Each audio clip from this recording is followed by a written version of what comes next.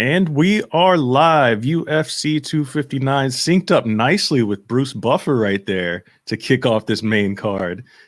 I'm Matthew Wells. We got my man Dan Tom in the house, Jake Nichols in the house, watching this main card with you guys, bringing it all the way home. 3 title fights. You guys know the deal right now if you're watching this stream. Man, Dan, so I missed a good portion of the prelims. I was watching my nephew's basketball game. I gathered that they were pretty exciting, though. It's been crazy. It's been bananas. I hope we're not jinxing this water timingly goes down the wrong pipe. I hope we're not jinxing the main card here, but it was bananas prelims. That's awesome. That's awesome, man. Yeah. So we are. Sorry. Excuse you. That's all good. So we got Jake, who's very. I have to mute myself on like 2 things if I want to mute myself. I think so. It's all good. It's all good. Don't worry about it. This is live television. We just rock with it, you know. So Jake, who is very shy to get on camera, is actually rocking with us. The man behind the scenes, producing all the good content for us. Jake, it's nice to see your face on the stream, my man. Thanks, Matt. Yeah, it's good to be on. It's a bit of a unfortunate circumstance. All the guys are actually out and about today. Drake's actually at the UFC Apex right now, covering the event for SCMP. So go check out his work there. And Pat and Ant are away today. So it's just us. We're ready. We got Dan in. Got a special guest. We're ready to go, and the fights are about to start. So this is going to be great. Yes. So we are all synced up here in this channel together, guys. For you, those out there that are watching this stream, you may be a little bit ahead. So I will tell you where we are in the stream right now. They are just touching gloves, and on the clock as it pops up is 4:55 if you're trying to sync up with us. And we got Thiago Santos and Aleksandar Rakic. And you see the beautiful graphics here, courtesy of UFC.com. So, Dan, did you think that this one was going to be a relatively quick fight? Because that's how I had this one pegged, as they're kind of feeling each other out here. I mean, it'd be awesome if we get like that replay of Manoa Santos, but I don't know. I could see this one going longer if Rakic is winning. Yeah, absolutely. Yeah. So far, there's been a couple of trades of low kicks so far, and nothing significant yet. There's a nice trade of punches. Santos just feels so dangerous all the time. You just don't know what he's going to do. He's just a dangerous guy. Yeah, he's one of the more unpredictable dudes in MMA, that's for sure. Hey, the guy's got a giant hammer on his chest, for one. And on the flip side, a giant cross. He's just bringing all the messages into the octagon. My God.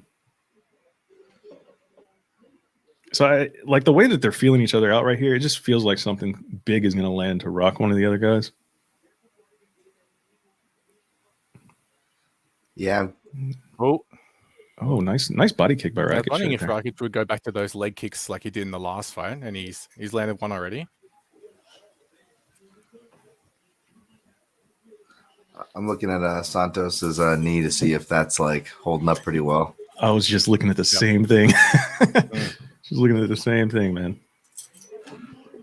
It's so unfortunate that dude brought John Jones the way he did.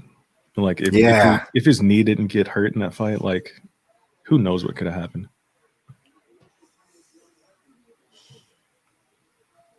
That was a nice little head kick there by Rakic a second ago. You could have made an argument for him winning that fight still, which means Glover is the lineal light heavyweight champ. Right. Yes. Oh, man, Glover. Did anybody actually see Glover? He hit the scales. I actually missed that at the weigh-ins yesterday. I missed that. I feel like Glover should have the John Jones line of Daddy's Home, if it's more fitting.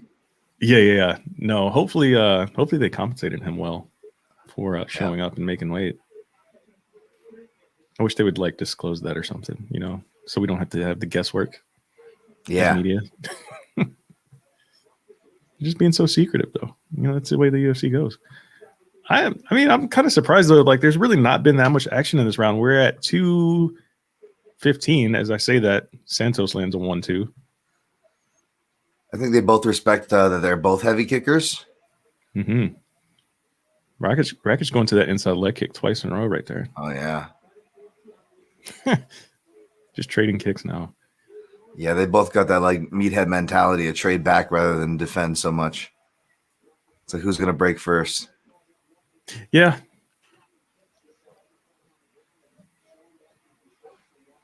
I mean, Santos. I mean, it's kind of hard to tell because he's not really like moving around a lot, but it seems like he's doing well on that leg so far. I mean, he's getting it kicked a lot too, so that's definitely not going to help. Yeah. He is going southpaw a lot less, so it's like, but it's always hard to say. It's like what's going to irritate the knee more, pivoting on one side or or leaving one side out to be kicked more, you know, or it depends. Yeah, Rakic just missed with a huge head kick attempt there a second ago. Yep. Santos ducked under it nicely. I mean, so far with a minute left, I would have to say Rakic is winning this round. Yeah, it's close though. Quick update for you, Matt. I did attempt to do play-by-play and this fight companion at the same time. I've given up already, so that's just gone. There's no way.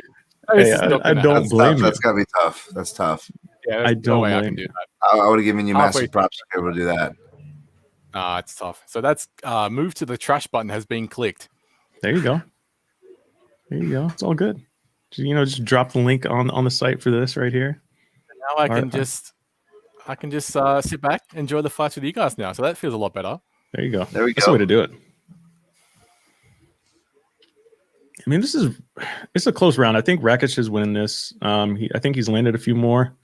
Of course, as the stats are showing on the screen there for you guys. But it's still pretty close. Nothing really significant. Yeah, I agree with that. Body kick as he was moving backward then. Just really appreciated that one. So, Dan, did that first round play out to your expectations coming in?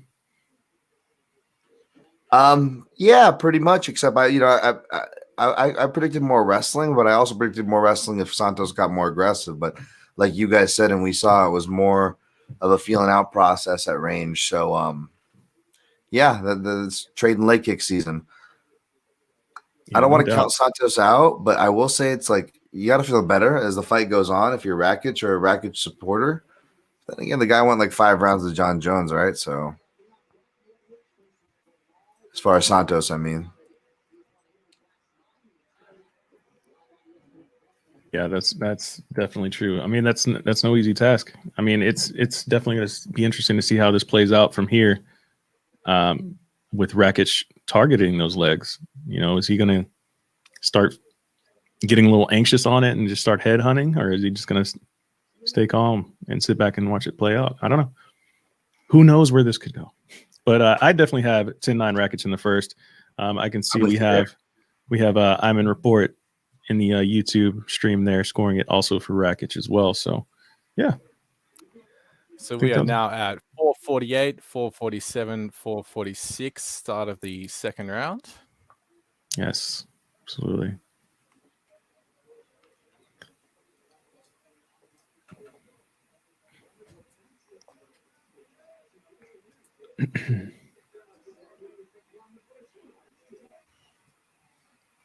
What was the closing? What did the line close on this fight? Anybody see it right before it closed? I'll bring I didn't catch the closing line. Okay. Yeah. Gotcha. I will bring that up though. So we're looking at Santos. Yeah, Santos finished at plus 160, Rakic minus 185. Okay. Surprised Rakic is that big of an underdog, but I mean, it's not a huge underdog, but still. For me, I thought this was going to be even money coming in. Yeah, well, interestingly, our staff predictions came in favor of Santos for this one, 4-2. I think I actually went with Santos on this as well. Yeah, same here. But I mean, it was a hard pick. Toss up. Nice head kick by Rakic there. Relax. Benjamin. Good left hand to the body by Santos. Sorry, I got the streams. Dogs just got no fight. All right. It happens. Relax. Relax. All right. Sorry about that.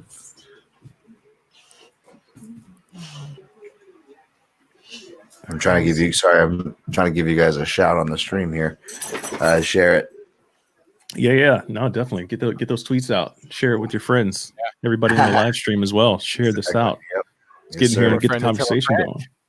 We need Ann in here. We missed a man today. I know, right? Where's his tagline?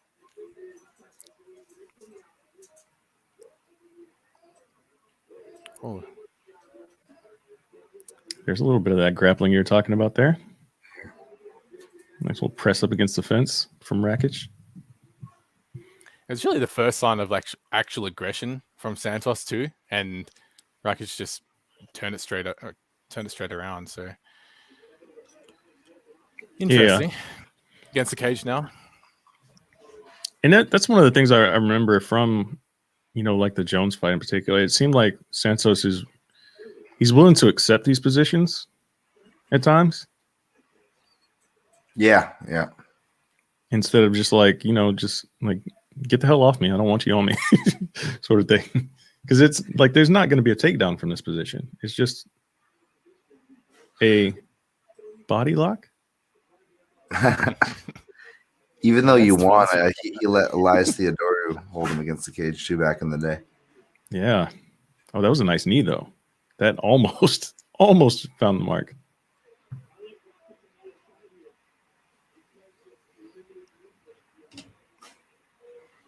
There we go.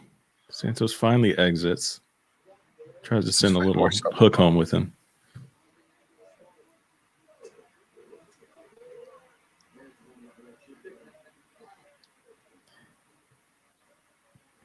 What are the stats on this round? Strike tally looking pretty even. So this is the total. Yeah, this is the total for the fight so far, right? Yeah. On the screen. Okay, just making sure. Yep. I can also bring up round by round if you request it, Matt. Just let me know. I mean, if you could do the second round, that would be fantastic. I'm curious to see where we're at here in the second round. Actually, here we go. Brownie down. Okay. Yeah, clinch strikes. Wow. Okay. Surprised they didn't give credit to Rakic for any of those clinch strikes there a second ago, but okay. Looks like Adam's joined us. G'day, Adam. How you going? What's up? Hopefully, the great card continues through this main card as well. Hopefully, see a few more finishes. Yeah, I tell you, that would probably be the most shocking thing ever if this main card didn't produce a finish.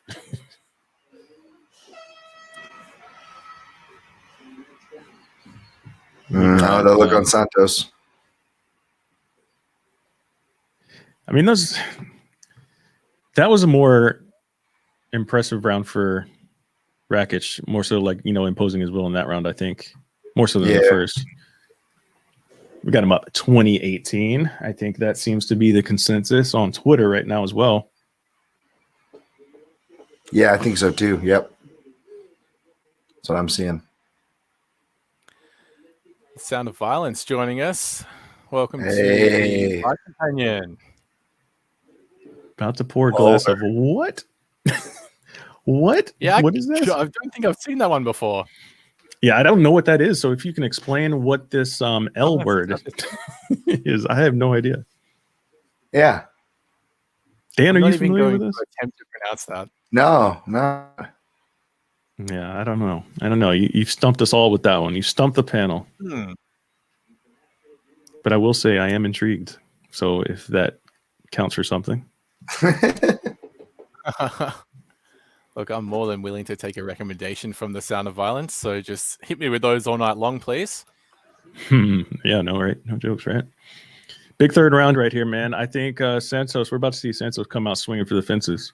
Because unless if his corner told him something crazy, he's got to know he's down 2 rounds here.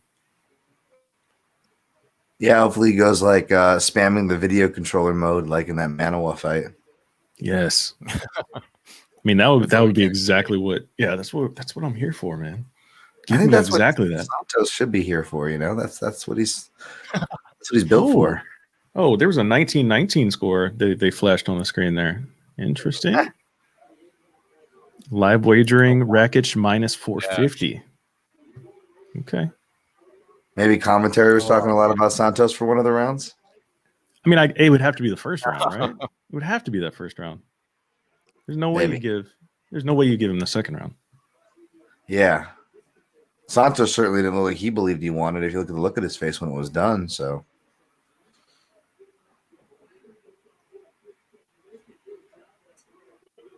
Very interesting.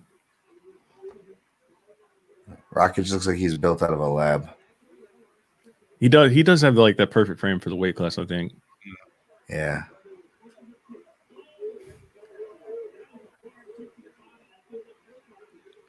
Is that a giant lion tattoo on his right leg? I think so. By the way, this DraftKings clock was not what I was expecting. Have you even seen it? I see it. It's like right there on the cage, right? Yeah. I don't know. I was expecting a little bit more, I guess, visible advertising for DraftKings, maybe. Yeah. There's already a ton of advertising on this small cage. Exactly. I'm not complaining about that. I feel like they keep squeezing more and more in there. They There's really only so do. much you can do. They have the DraftKings logo on the mat as well. And if you're wondering why we're talking about the advertising so much, there's really not much happening right now in this fight. Yeah, sorry. I did deviate from the topic at hand here. Speaking of advertising, they should bring back the Otter Pops, man. How did they not make a comeback in the pandemic? I mean, I don't get that. we got Roque Martinez booked for fights. We had Carbo Parisian. Shout out to Brad Taschuk. We got all these like perfect fighters to support the Otter Pops, man. Yeah, man. But I mean, I guess we have to settle for Manscaped. Yeah. Oh, jeez. Manscaped. It's everywhere. Didn't they have Bruce Buffer doing like an It's Time commercial with it? Like, oh, jeez. Oh my God. Yes. Yeah, I didn't need that visual. Bruce Buffer talks enough about sex. I don't need that visual. Mm-hmm. With the Trojan condoms on the mat as well. I feel like Bruce Buffer's leaving money on the table with not having his own Thyme company. You know, it's Thyme. That's get him into the Whole Foods. You know, Buffer likes those Whole Foods moms. Oh yeah. Oh yes. I have seen him on a fight week with a lady or two. A lady or two? I will just say that. Oh jeez. Yeah. So we got this is the first significant action of the round right here. Yeah, that's what it feels like. So we got Rakic going pretty hard for a takedown now, and Santos is trying to smash his head in. That's pretty much the most significant thing that's happened so far this round. Outside of the first 4 minutes of this round, it seemed like they were just kind of trading the occasional leg kick in the center of the cage. I mean, I'm just wondering, like, there's like no sense of urgency from Santos here as we approach him at left. I think they're too similar. Too similar style? Yeah. Yeah, it's like the Spider-Man meme. They're like, you're the impressive guy in the gym who throws hard. You're the impressive guy in the gym who throws hard. And they just... No, that makes a lot of sense, man. And I like it. And again, that's like part of the reason I had this kind of like as an even money fight coming in. But yeah, I definitely thought I would see more head hunting going on though. Sure, yeah. And that's Joe Rogan just said there's not enough risk taking in the fight. Is Joe Rogan talking about the leg kicks though? I mean, he's got to be going crazy with those, right? I don't know. I haven't caught him saying anything about that just yet. I've got the commentary volume down a little bit, so you know. He's got the muscular dude factor in play, so I figured my man Joe would be going to town right now. Oh man, I did catch early in the evening when the first couple of fighters that won were just all over Joe in their post-fight interviews. Oh yeah. There's some massive love being just thrown all over this podcast. All right, there's the final horn, guys. Over. How did y'all score this? To say about that? Yeah, I mean that happened. It happened. How did y'all score that last round? I think it was a bit closer, but I wouldn't be surprised if Rakic got it like literally by not that he should get points, but by controlling the cage, pushing him against the cage, more kind of stuff like that, appealing stuff, I guess. And Santos did that. I think that was Santos' best round. It was. I'm seeing some 29-28, so yeah, you're not wrong by that, huh? Yeah, that's what I'm submitting my score to MMA decisions right now. 29-28, Rakic.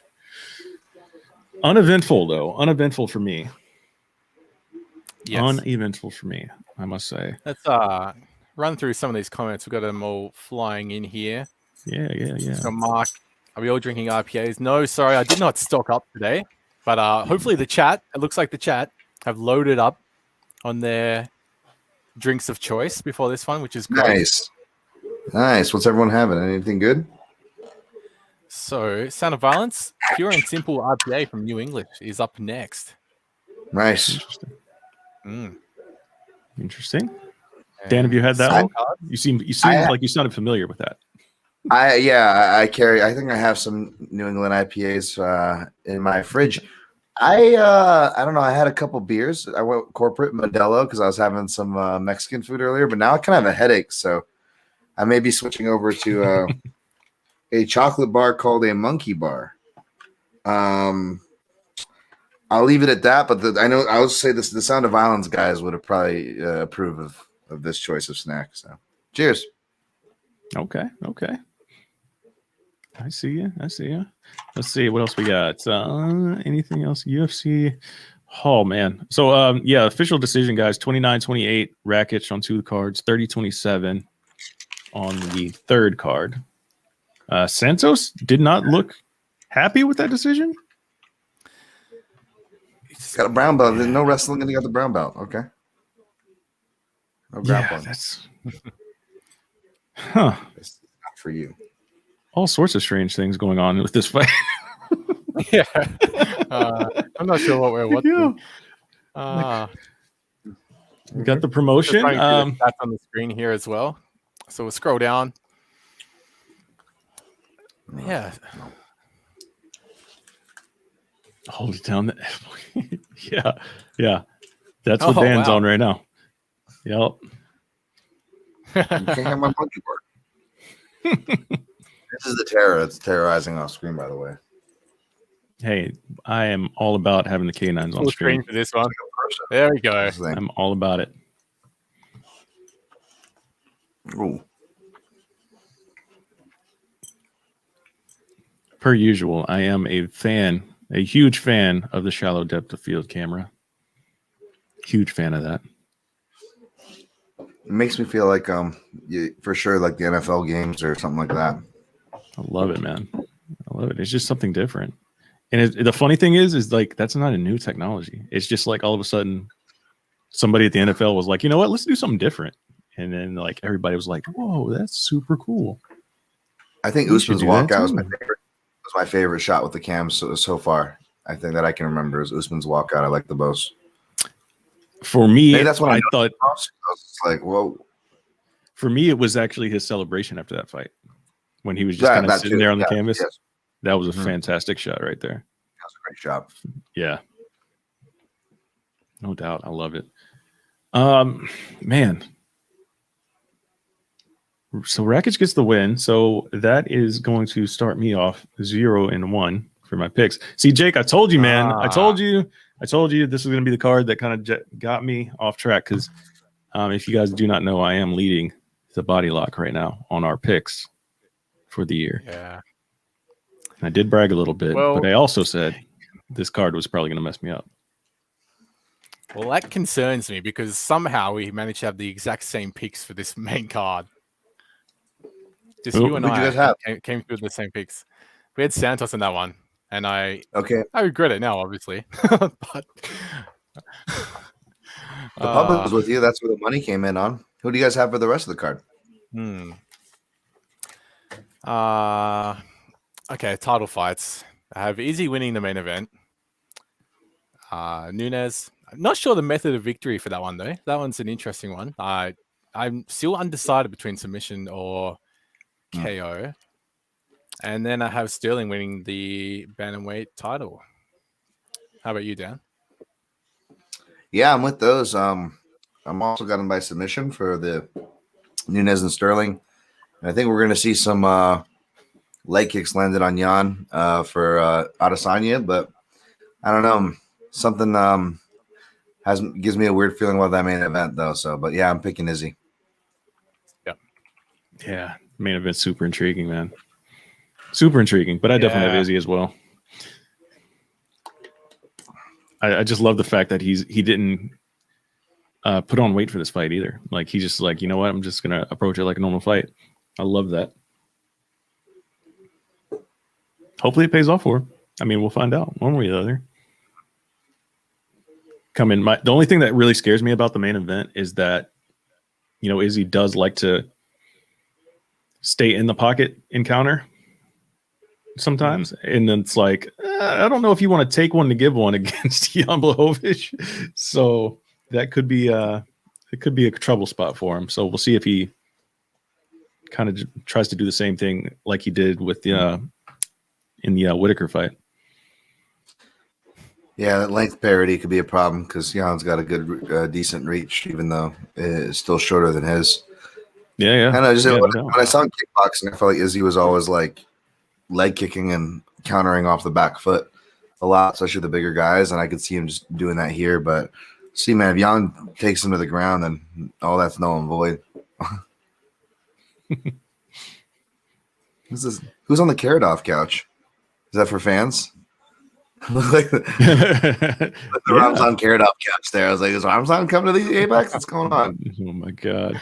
Oh, imagine if they panned over to it and Drake was sitting on there. Terrible joke, I know, but like, wasn't he not terrible joke? But like, wasn't he like not at like a UFC Russia event like just a couple years ago or something? Yeah, for sure he was. Oh yeah, absolutely. I forget exactly which event that was, but yeah, that was a thing. Front row getting hugs from Habib after the fight. Jesus. I think that was the one, or maybe it was a different one. But like, yeah, definitely front row for that. My goodness. Yeah, Dana wasn't the only one getting asked for bonuses that night from cage side. Yeah, it's like we know for sure that Islam is going to get a bonus tonight, no matter what happens. Yeah, jeez. Yeah. You guys saw that trend a couple Fight Islands ago. It was Yeah. Dan, yeah, we got a request. I'm curious about this one. Uh-oh. What's that? Show us your Aussie accent. For geez, like what for Jake Matthews? Jake Matthews I fought earlier. Jake. Oh, I hate that you sound more Australian than I do. Man, I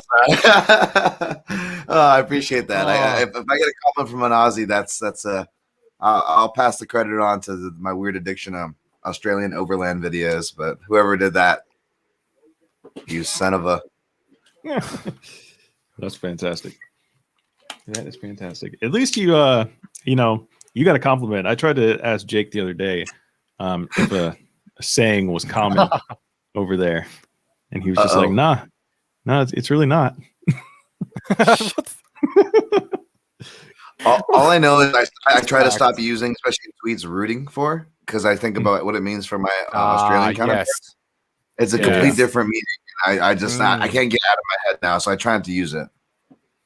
Right. Good awareness, Dan. Good awareness. Yeah. Well, usually I'm rooting for them. So I mean, not that bothers me, but I'm just saying my 12-year-old mind can't stop giggling is the point. That's the point. So right. No, nothing wrong with that. Shoot. Wow, they already got a promo package. UFC production, they work fast, man. Yeah, they throw them together quickly. Yeah. Well, Muhammad, man, good for him getting a main event. Main event Muhammad. We also have Mark here asking, how often do we do this live fight coverage? So at the moment, it is for every pay-per-view event, every numbered UFC event. We are here doing a live fight companion. I mean, this is not the regular group, not by any means, but we are here. Someone from the Body Lock will come up with some sort of plan, and we'll get there. Mm-hmm. We're not always going to be lucky enough to have a special guest, Dan Tom, on the show, so make the most of this while it lasts. For sure. Now, I appreciate you guys having me, by the way. I dropped in on prior ones, and it's always looks like a great time here. So thank you guys. Oh, for sure, man. Great to have you here. First person I reached out to be honest. So hey, there we go. And my man said yes. So I was like, great. I don't have to go through my list any further. Hey, did you guys see how Jack Leon Edwards is looking in like photos recently? Yes. It looks like he's been putting work in. It's good to see. That means he's not getting deflated from all the BS he's had to deal with. So hopefully that means a sign that he's focused. I would love nothing more for him to come out and just pick up a first round knockout in like brutal fashion, just to shut everybody up. That is like, oh, he doesn't get finishes. He's boring. Yeah, he's good, but he's boring. The sad part is that's what you need is a first round finish for people like respect you, which right. Yeah, we're super skilled. It's crazy. Yeah, I mean, people want their fights to fit on an Instagram clip or something. Like, come on, guys. Leon Edwards is a beast. It kind of sucks. Like, I kind of hate the fan, but this fight against Muhammad because I'm a big Bilal Muhammad fan too. Me too. He showed a lot of good improvements in that last fight against Diego Lima. But against a guy like Leon Edwards, is going to be hard to take down, and then Leon Edwards is going to be feeding them those left elbows off the break over and over. So, yeah, they're showing the that card there. That Ryan Spann Misha Serkinov fight is interesting. Of course, I'll be cheering on Spann from Fortis. It's good to see them get a win, man. I feel like it was a bit of a rough stretch undeservedly. And so it was good to see them get a win earlier tonight. Yeah, Kennedy, man. I was kind of frustrated with that fight as it was playing out. That is one I watched as the basketball game was going on from my phone. And I kind of figured, obviously Coach Safe's going to come up with a great game plan. And obviously the plan was to let him wear himself down a little bit there. I was like, Kennedy, man, you're getting hit a lot. Jesus Christ. But apparently he was able to weather that storm and just flattened him, man. Just flattened him. I was like, God dang. So that was fantastic, though. That was probably my favorite moment of the evening thus far. Makhachev. I enjoyed. Yes. Yeah. Sorry, you go, Dan. I was just saying that if you guys had him, but finish your thought, man.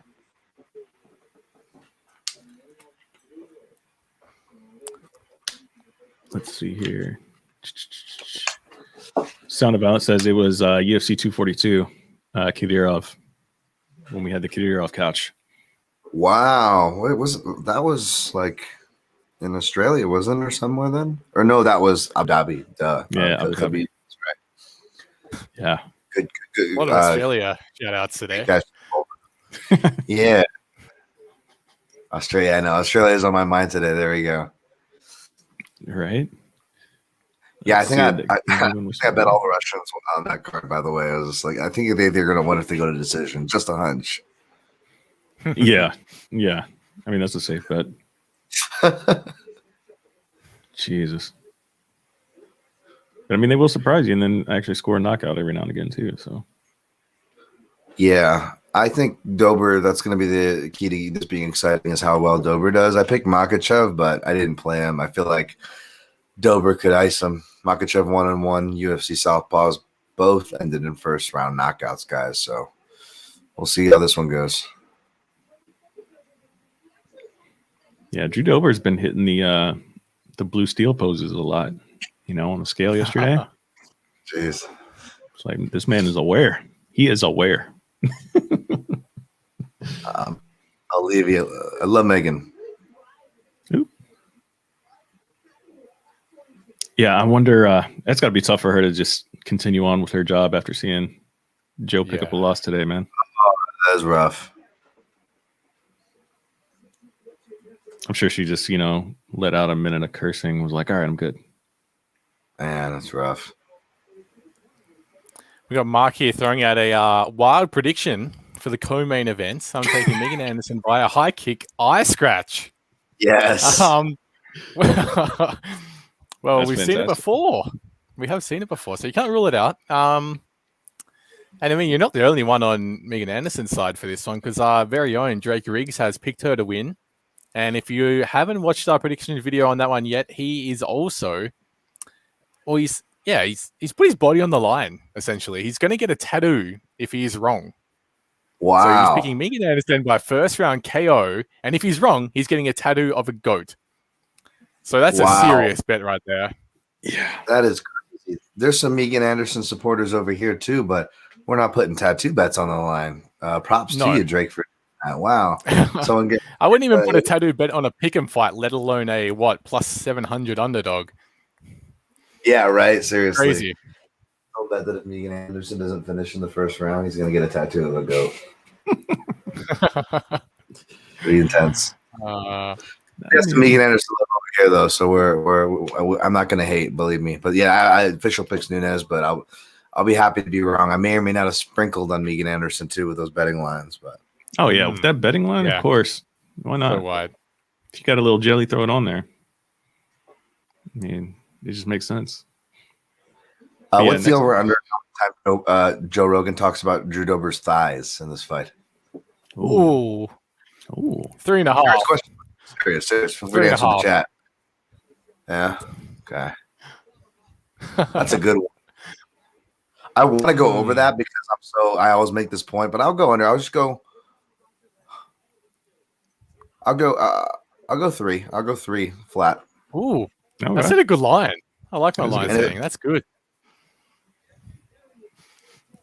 I mean, look, you gotta trust the pros, man. Dan is from Vegas. He's used to these betting lines. Oh yeah, he knows where to set it.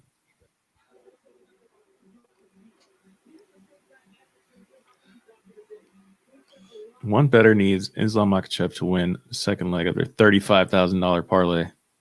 Payout would be $64,000. Ooh, some bettors, man. They throw out some crazy money on these fights. Hey, I'm not at all about McGregor's antics, or most of them at all, to be honest. But crossing the lines that he crossed, especially when talking about like Khabib and his family. But I will say, as a big fan of the 1980s movie The Gremlins, I don't know if I want to finish this, but yeah, I see it. That's all I'll say. I see it. All right. All right, I'm canceled, guys. It was great seeing you. I mean, how dare you, Dan? How dare you? Hey, listen, man. I'm short round from Indiana Jones, so I'm just shouting out my fellow 80s characters here. You know what I'm saying? So, speaking of which, although it wasn't an 80s movie, right? Coming to America. Have you seen the second one yet? The second one? Yes, the sequel. Have you seen the sequel? There was a sequel? The sequel dropped. I think it came out yesterday. Whoa! It's on Amazon Prime. Yeah. Is Arsenio Hall and the whole gang back together, or what? Dude, it is okay. If you're a fan of the first movie in any way, shape, or form, you're gonna love the sequel. I will just say that they brought back everybody. McDowell's as well.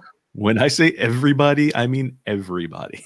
Oh, I love that movie. God damn. I think actually the only person that didn't make an appearance from the first movie was Samuel L. Jackson.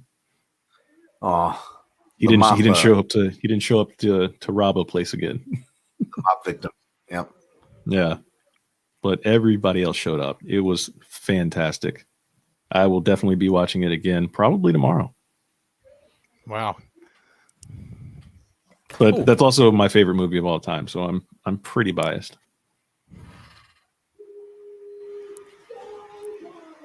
Andrew Dober's a nice guy. He's like the full package. No, yeah, Drew Dober's super nice. Interviewed him a couple of times. He's a solid interview, good dude. Islam really put on muscle too. I was looking at his fights, the fights like where he lost and stuff back when he first came in. He's all like kind of scrawny looking, and now look at him. Jeez. Yeah. He's ready. By the way, guys, he's ready to take the how huh? Keeping us safe. Anyways, passing out Letterman jackets and stuff. You know. Yeah. I don't think guys look any less jacked, and I don't think anyone feels any more safe. Just saying. But yeah, we're getting some weed people, though, guys. We are getting some weed people. So, with the help of the commissions, just throwing shade all over your guys' broadcast today. It's great. And you know what? I'm here for it, Dan. That's why. That's why I invited you on, sir. I know you're good for it. Oh, jeez. No, this should be a fantastic fight right here. There's no way this one is a disappointment like the previous fight that we saw to lead off the card. I just jinxed everything. I had a bad feeling about this fight coming in. All right, we'll see. We are Islam likes to get really involved in his counter strike. Sorry, Matt, and you count down as well. No, yeah. Just for everybody trying to sync up with us on the stream, we are at 440 first round.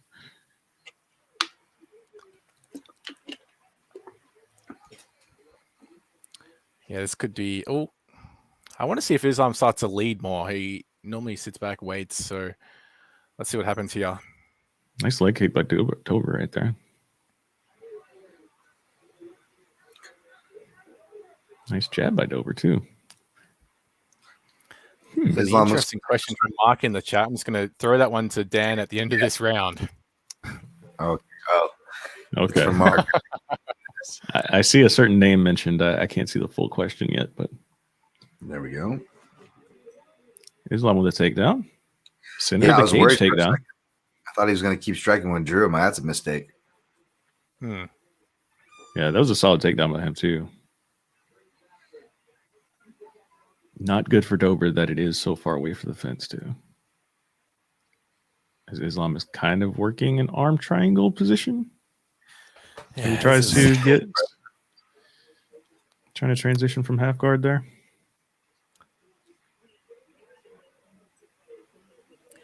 In the middle of the cage too. Not a good look for Dober right now.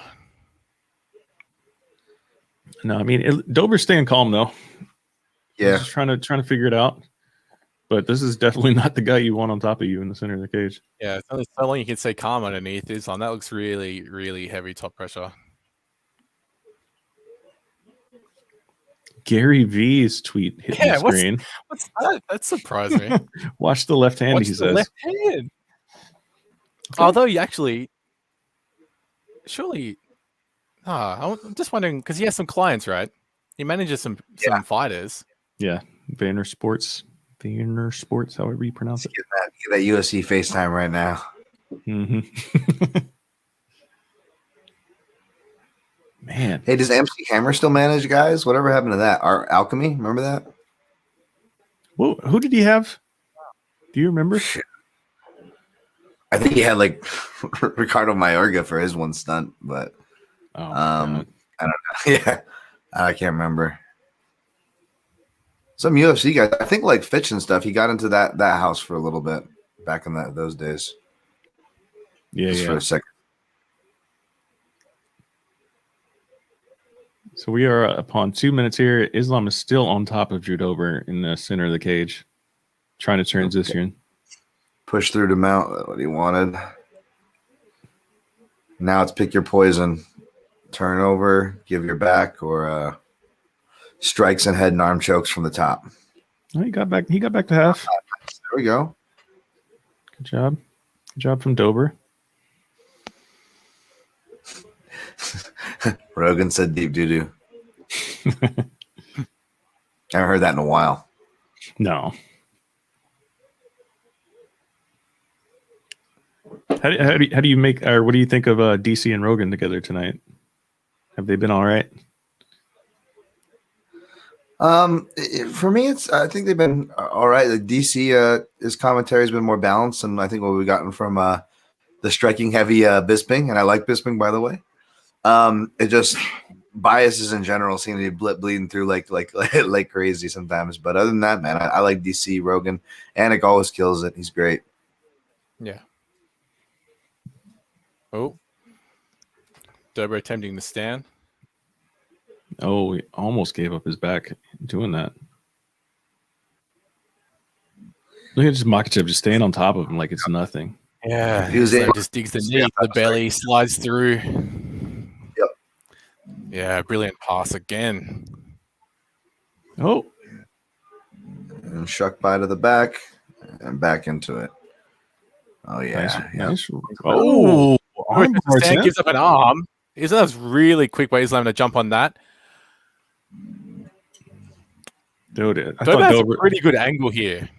Yeah, I was about to say I thought Dober was out, but his right leg is across the face now, but it wasn't initially. He didn't have the leverage, and now his elbow's bent the right way. There he ends up in guard with. It was It wasn't enough to finish, and Dober knew it. Wow. That was I guess a easy round to score. Yeah. Wow. But he didn't get the submission, so I don't know if the grappling counts. Just kidding.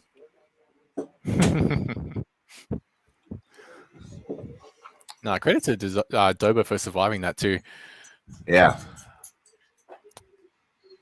Really showed off his improvements there for sure. Those uglier armbar that he tapped to be honest, I believe, with Dariush. And Dariush is great. Just it wasn't the cleanest catch, and I think Dariush admitted it himself, and Dober still tapped. So the fact that he survived that, massive props to Drew. All right, we'll throw the question up in the middle of the round here from Mark Dan. Yeah. I can't see it, but let me see. Oh, you can't see it? Oh, sorry, I'm here. Have you met Helen Yee and your thoughts of not really, kind of like she was on like the Apex tour and stuff. I met the Schmo. The Schmo was really nice. I've had nothing but good conversations about basketball and stuff with that dude. But not too much with Helen. Are you asking, Mark, because we're both Asian? Is that why? I'm just kidding. I'm kidding. No, I haven't met her. Yeah, Jesus Christ. I know. Why do I gotta go there? I don't know. I'm projecting onto the to the streamers here. Oh, now, to be fair though, Mark did make a mistake. He's just said he played the drinking game of drinking when you hear "Oh my goodness" today, and he can barely speak now. Oh my geez. God.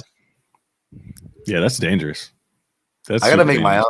I gotta make my own take a shot game based on stuff that like Rogan talking about thighs and stuff like. Yeah.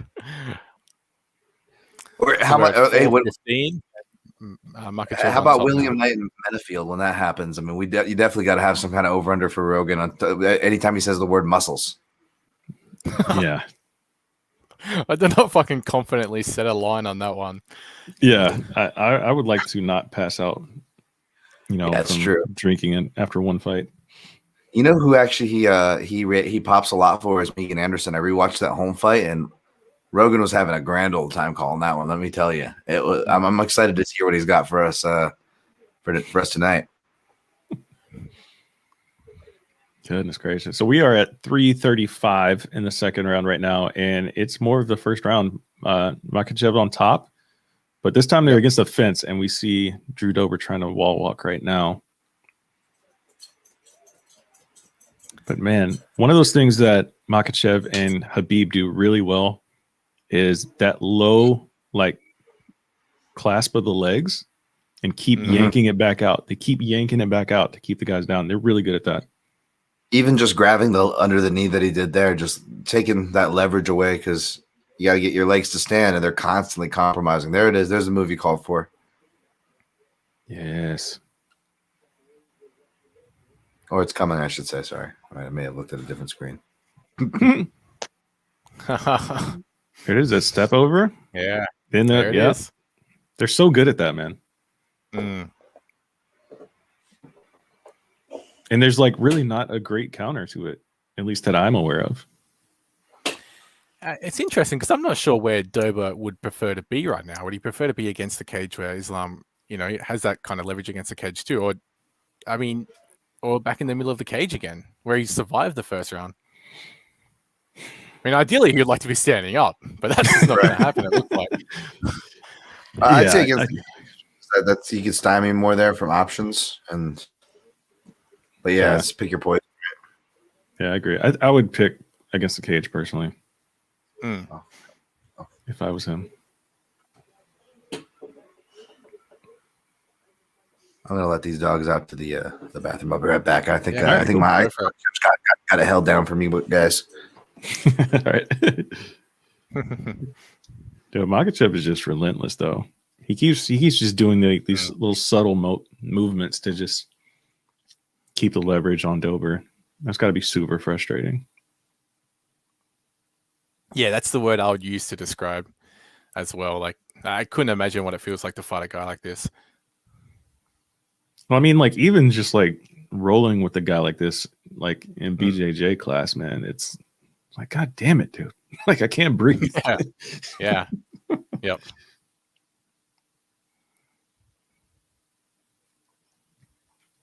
But yeah, this time back to it. There you go ahead. You go. No, you go. I was just saying, I think this one is leaning more on the 10-8 realm. I saw Iman Report drop a 10-8 for the first round. I think this one's more so a 10-8 than the first round. Yeah, definitely closer.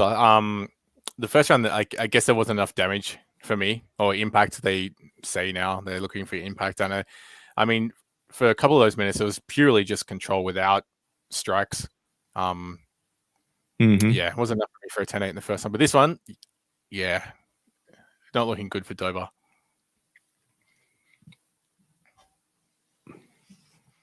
And this is really the type of performance Makhachev needed with all the hype people were putting on him coming in, saying that, with Habib gone, it's his time and all that stuff. So he needed this type of performance, and it's not over yet, but it's looking like it's over. Oh, you're right. I think it's not great to speak like that, but yeah.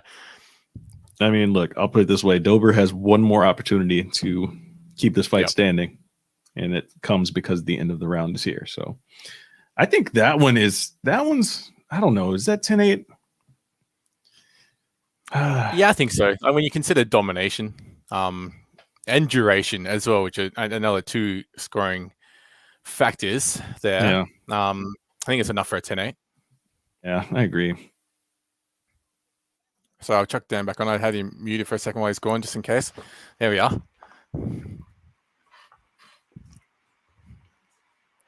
Throwing back to a comment from the Sound of Violence a little while ago. The Schmo is just a lazy budget Nardwuar. Changed my mind. Well, wow. I'm a huge fan of Nardwuar. Nardwuar's great. Nardwuar's fantastic. I mean, it's a gimmick for sure. And I mean, obviously the Schmo's a gimmick. So I guess if those two things are the same, then I don't know. Lazy budget, though. I don't know if I agree with that. He's a good dude. I've talked to him, out of character before. He's a good dude. And he really does care about what he does,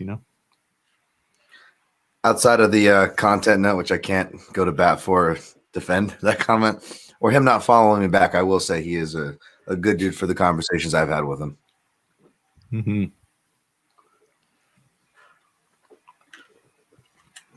Here we go, third round. They come out swinging. Drew Dober, I think, knows he has to obviously get a knockout here. Yeah, we're looking at 438, 437 right now. A takedown from Islam. That was a hard takedown, too. Hard little trip takedown. And this is what Dober can't afford to do, because Islam would be cool just laying here for another 4 minutes as he tries to transition.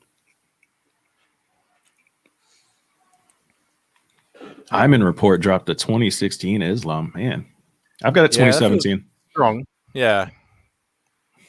I mean, I would like to see the first round get to a point where that could be scored at a 10-8, but I don't think the scoring criteria actually could accommodate that right now. But I would like to see that, because that was a dominant round compared to most of 10-9s we see.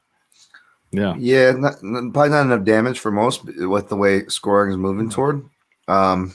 Which I agree with moving toward damage, by the way. I just don't agree with the overcorrection away from grappling, which seems like we're scoring less of or acknowledging less of. Yeah, and I mean, that really just seems like a way to increase aggression and wow. Wow. I was watching the stream here, and all of a sudden that just happened. We were just working that today, actually, from half and the side, being able to finish without. And Islam got right high on the chest, sliding under the neck, shoulder pressure forward. And if you look at, I bet you if we look at his gripping arm, where the shoulder is, look at the arm underneath. I bet you that was pulling at the same time as he was driving, which is 10x the pressure. I guarantee you that underarm is going to be either in the crook of the armpit or right under that shoulder blade. Let's see. That was a mean squeeze. Wow. Oh yeah, he's definitely getting a bonus for that now too, without a doubt. So Just you saw a pop up down the bottom that Islam by submission was paying plus 300 too. That's pretty good return. That's a wild line. If like, wow. There's been a couple of those on this card. Like Nunes by knockout at plus, what was it, plus 170? Weird. Some weird lines. Damn, that squeeze is tight, man.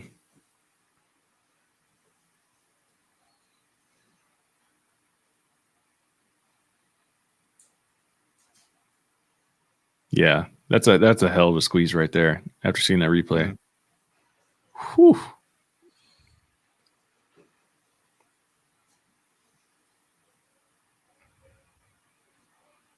I mean, I will give Drew credit for at least trying to come out swinging, but yep, Islam is just too good, man. Really tough matchup for him there. Tough matchup for anybody. If that dude gets a hold of you, it's very similar to Khabib. Very similar. Look at that. Never doubt the Dagestanis. You're correct, sir. Never do it. Jeez, yeah. Wow, that finish was amazing, man. It's also incredible that, you know, Dan said he was working that stuff today, which is crazy. I couldn't finish it, believe me, but it was something that yeah. That's awesome. I actually watched Phil Davis put out my coach from a side control version of that before jumping over to the other side to finish it. And Islam just did it perfectly in a fight. That's insane. Jeez.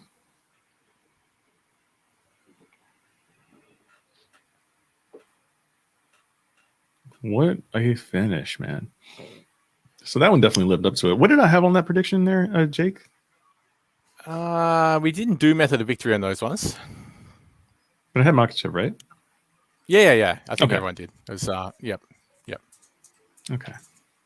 Sorry, I just assumed that, yeah, we were all 100% in on Islam there. I mean, that was like as flawless as a performance you could really get for his fight style. Yep. You know, like I'm in report out there, gave him 2 10-8s. I only dished out 1 10-8. Mm-hmm. You pull off the super slick submission. And those trip takedowns were really effective too. Like the one he hit in the third round. It's really like a takedown almost into a slam. Wow, really good. Just up to the post-fight interview here.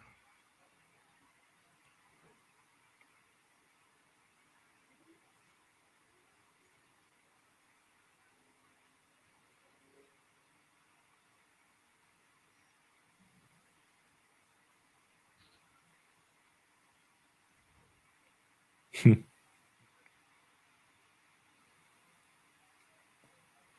19-1, 3 by knockout, 8 by submission.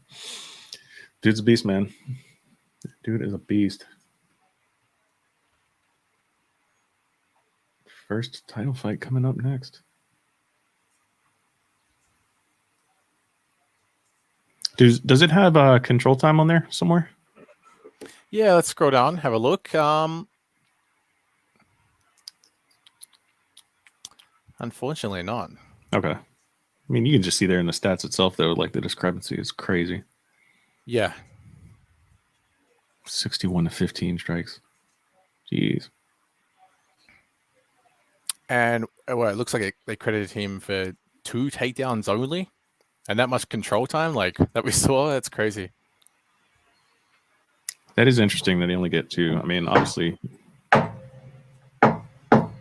he obviously got one in the first round, and in the it should have been 3. I don't know, but they do score takedowns weird sometimes. Yes.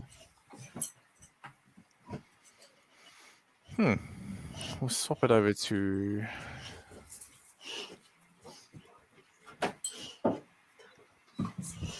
Islam versus Felder should be next. Interesting. Dan, what do you think about that? I don't know about that. I don't think Felder would really want to take that either, nor would Islam. So I think more of that top 5 for Islam. I don't know who's booked right now. It's crazy that Yeah, it's crazy that Islam's he's ranked 14th right now. And yeah, if he jumps all the way up to a top 5 opponent, I think that would be perfect though.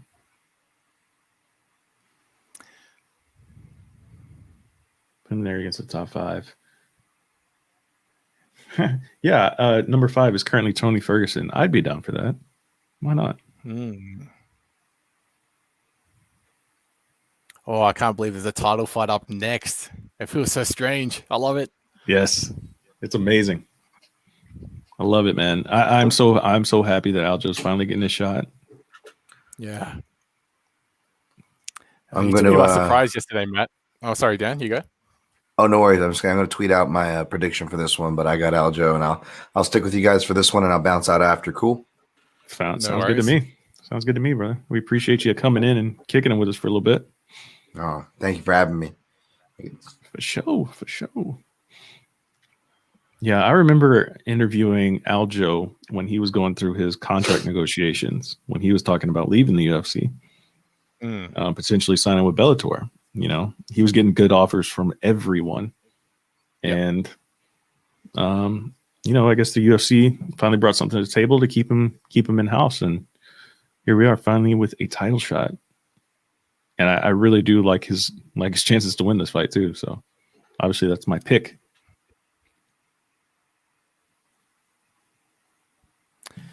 Yeah, I'm going with Sterling too, but I was undecided as I was filling out my predictions form. That one, I had to leave it, come back to it. I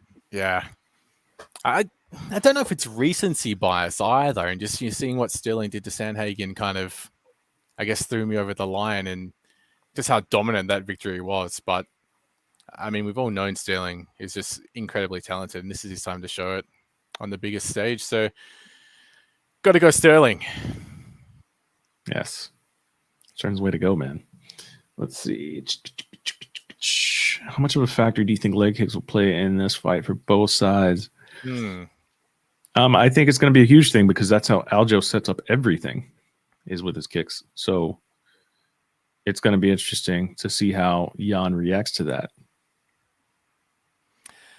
Yeah, it's interesting. Of the 3 title fights, I haven't really considered leg kicks in this fight as much as the other 2. I think that like the leg kicks are there for Nunes potentially. And then in the main event, especially, I think there'll be leg kicks, opportunities for leg kicks everywhere. But yeah, I haven't really considered it as much in the bantamweight title fight.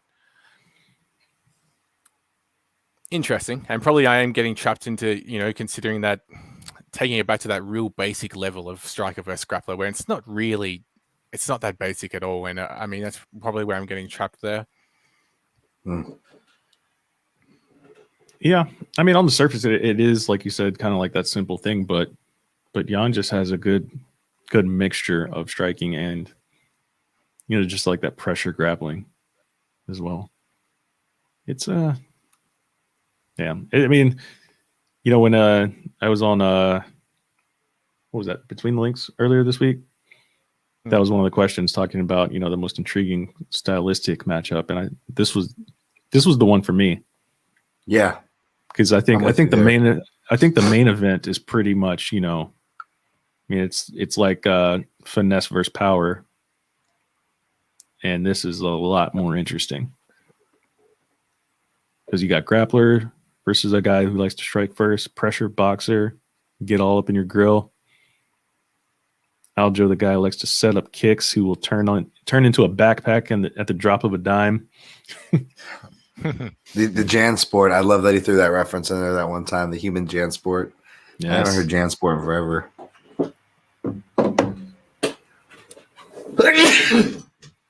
Excuse me, sorry.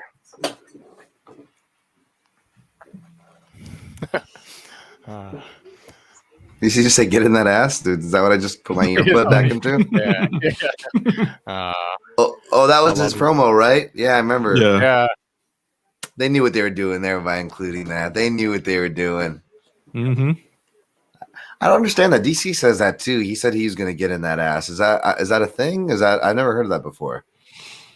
I mean, it's intimidating. That's for sure. It's intimidating. I'm not questioning. Oh yeah, just a thing.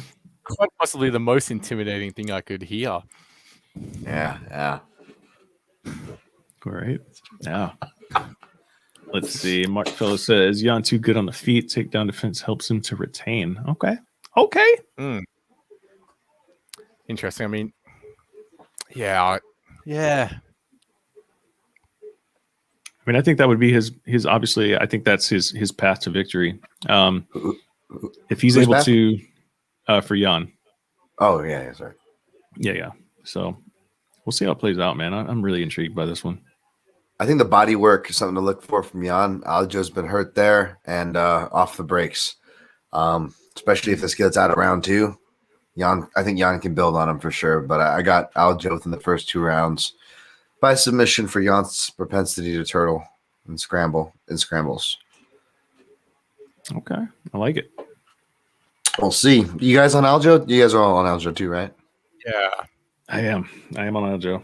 It's a biased pick too, but I still do like his chances to just win.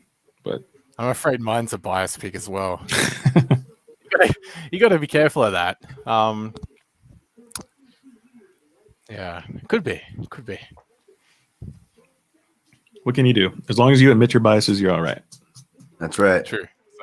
So, first to admit that one. You did surprise me, Matt. When you were asked on the radio show last night, I was listening in, and the host asked you, which I think, if you were to tune into one fight, what would it be? And for some reason, I thought you might drop this one when you went to the main event. And the main event, is the go-to pick, I know, but I really thought you would go this one. Again, I was talking to the super casual audience there, so I was just like, look, the main event is at the top of the card for a reason, so that's why I went that way. Okay, all right. Yeah. But so I did. You're talking to us. Does it change at all? I don't know. Maybe. Maybe. But I mean, this is the one I am looking forward to the most. Probably just because Aljo, I've been following Aljo real closely, his whole run. And he hasn't had gold yet.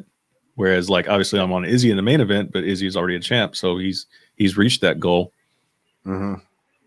So I just want to see Aljo, complete the run here. I really liked just his maturity as a fighter, and even outside. I think I heard some kind of interview, just him coming to grips with not seeing his I think he didn't see his father for many years and whatnot, which is something I can relate to for sure. And just kind of looking into himself. And if you follow the timeline, it's when he started making improvements as a fighter too. So I always love seeing fighters that are able to figure stuff out too. So it'd be a nice story if he can come full circle here. Mm-hmm.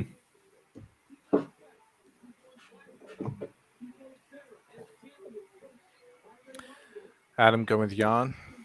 Says you'll get it done with his striking. But not going to lie, you would love to see Aljo come through with this. All right. Sure. I respect it. I feel weird picking against Jan, to be honest. This is the first time I'm picking against Jan, guys, to be honest, ever. It's weird. Really? Yeah. And I've been a fan of his since ACB 32 and haven't picked against him. I didn't make an official pick for that fight, although I found myself rooting for Magomedov and then found myself rooting for Jan by the end of it because he just won me over. I never picked against him, so that always feels weird, but styles make fights, right, guys? 1000%, man.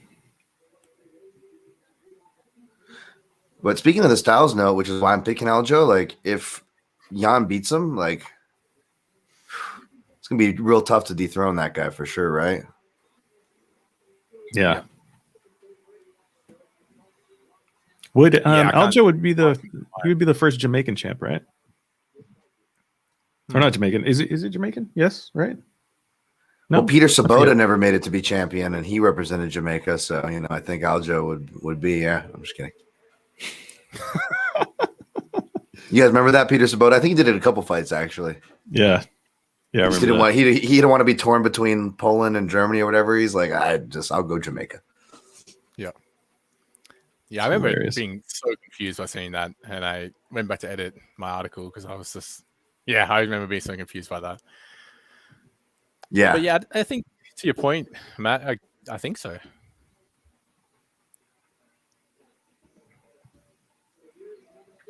Oh, so I see what they did. Let's go. Yeah, I go. see what they did with the little clock things there. Those are the perches for the cameramen too. Okay. So instead of just them standing on that little thin piece of metal, they gave them an actual platform and turned it into a sponsorship opportunity. I see you, UFC, sneaky devils. Well, as you said, they're running out of space. I mean, what's next? Are they gonna list Jan and Sterling at the same height again? Because that always confused me. I feel like Sterling's more like 5'8", 5'7", and Jan's more like 5'6", and with a Tinder height of 5'7". Yeah, I don't know. Like Rosenstruck and Gone, they both made him both 6'4", and I'm like, they're not both 6'4". No. Like someone's lying here. They're gonna list Amanda and Megan the same height here in a minute too. Jeez.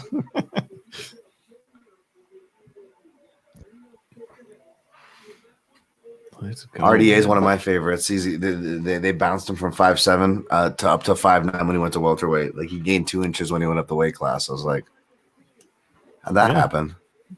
That's part of not cutting weight. You know, you gain inches. Yeah, that's true. And then I think for his lightweight fight, they had him at 5'8". They brought him. They found the median. I'm like, what are we doing? Yeah. Oh my god. It's like if anyone watching this gets to make their UFC debut, can you try to lie about your? See how far you can lie about your height. You know, see if they have the Ron Burgundy prompter. If like they will just put whatever you submit. You know. Look at now, that's bullshit. 57.5 for you guys will see in a second. I'm sorry. That's okay. You're gonna see who's taller. Got it now. Yeah. Okay. Wow. Yeah. What the fuck is that? What the fuck is that? Come on. 57.5 my ass. Come I'm on. bucking for a championship and a Tinder date with that thing. Jesus. Jeez. They had to give him the 0.5. The championship's half inch there. Fucking jeez. That's hilarious. Yeah. That's really the funniest shit of the evening. Final predictions. Get him in the chat. If you haven't already, we've had some fly in.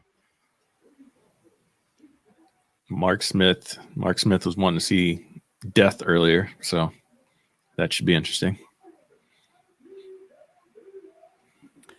Oh, this is such a huge moment for Aljo. Okay. Oh man, I'm I'm really excited. Like if he just comes out and pulls out another, Sandhagen moment here, oh my god, I will run around this room screaming. Oh, good. That's what we want to see. Good blessing from the dog. Good blessing from the dog. Underdog blessing here good. for Aljo. Yes. Yeah, oh, nice. Nice. All right, there you go.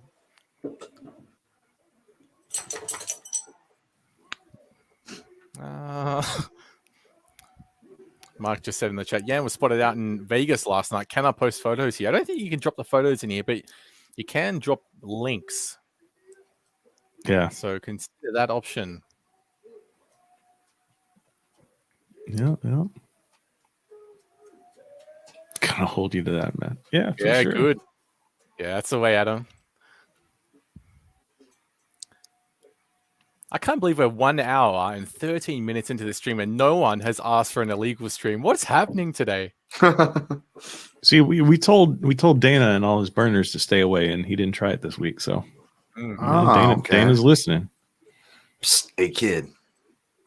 Yeah, exactly. Dana was trying to catch a slipping the last time we did this. Yeah. Nah, man. Too smart. It's just because Pat's not here, I think. Just you see Pat and you think he's a dealer of illegal streams. Oh.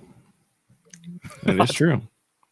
That's a good point. It's like what's that character? Was it Resident Evil or whatever? The dude with the coat and he has all the stuff. That's like, I forget.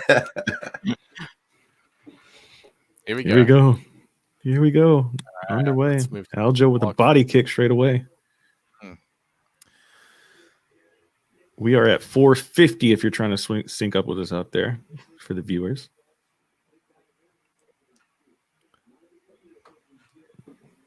Oh, Aljo all over him. Yeah, he's mixing up everything. He's throwing right hands, whole different array of kicks.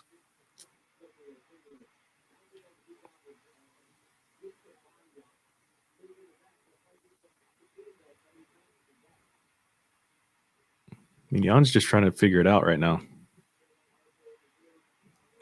He's probably thrown off because he thought he was the taller guy, according to the stats. He's like, it's like this point 5. It's Preparing. It's like I'm too. Yeah, it's like I'm 3 inches shorter than this guy. Oh, the knee to Aljo the knee face. lands. Swear. Body kick. Aljo advancing, just pressure. Leg kick. Yep. Smart. That's what he needs to do in this fight. Yeah. It's really rare you see anyone pressuring Petr Yan. This is to stay in length. He's always moving forward. It's weird. That's what Aljo needs to do. Now Jan's starting to fire back a little bit. I think Aljo's going to wait for him to kick, though, and try to capitalize on the next one. Yeah. Nice I don't think he wants to risk Aljo. just shooting into one. Ooh. Oh, catching the kick and the trip by Jan. I don't know. I don't think he wants to go down there with Aljo, though. Curious, Aljo's going to try to go get a single on him or just get back to his feet. Nope, get back to his feet. There we go. Aljo straight back to pressuring here. Yeah, this is. I mean, it's not really surprising. Another flying knee was nice. Watch out for Jan off the brakes. Nice. So Joe Rogan said the key thing a second ago was, can Aljo keep this up for 25 minutes if need be? That's the question. Yep. Yeah. And something not mentioned too much is that Jan can be a slow starter. So that's what Aljo's banking on. Even in his best performances, the guy starts a bit slow. Nice. So this is Aljo's best shot. Yeah. Oh. Aljo Yeah, almost returns gave to his his feet. back. Tell Jan was disciplined about keeping his back to the cage and not tripoding like he normally does there. Mm-hmm. Jan's got Aljo's back here, kind of. And I don't think he's going to be able to do much from it here because Aljo's really good at getting out of this spot. And there he is. He's out. Let's see if Aljo goes straight back to pressuring. Oh, Right hand man. drops Aljo. Aljo falls. Oh, spinning elbow attempt from Aljo too. Wildness going on right now. It's a wild fight. Yeah, I want to see that replay of that right hand to see if Aljo was like, if it was like a straight drop or if he was off guard. Jan leg kick. Legs and body. That's That's what Jan's got to attack. So that's. So Aljo's been knocked off his feet twice there. That one was, he kind of rolled with it more the second time, but nice body work there by Aljo. Oh, Yeah. nice. All right. Showing he's not done. Ooh. Nice. Nice takedown. Went for a leg lock there. What? Still Inverted. watching this unfold. He's up on a triangle. Wow. Yeah. All right. Yeah, I was about to say, if Jan continues to engage here, that would not be smart. Back away.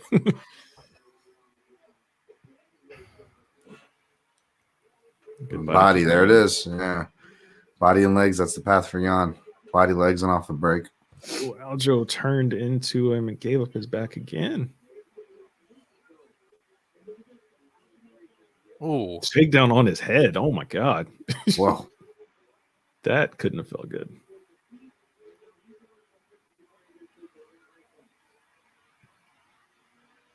Nice transitioning out of it. Wow. How do you score that one? It is tough. that is so tough because those first, I think maybe 2 minutes, Aljo was pressuring it and landing his shots, but Jan definitely landed the biggest shot of the round. Yeah, I probably leaned toward Jan. He went for the back, went for the take, was engaging in the grappling, and it wasn't like the other one. It was the knockdown and then a bunch of like 95% control time, like around previous in this card. was more closer, Yep. so probably Jan.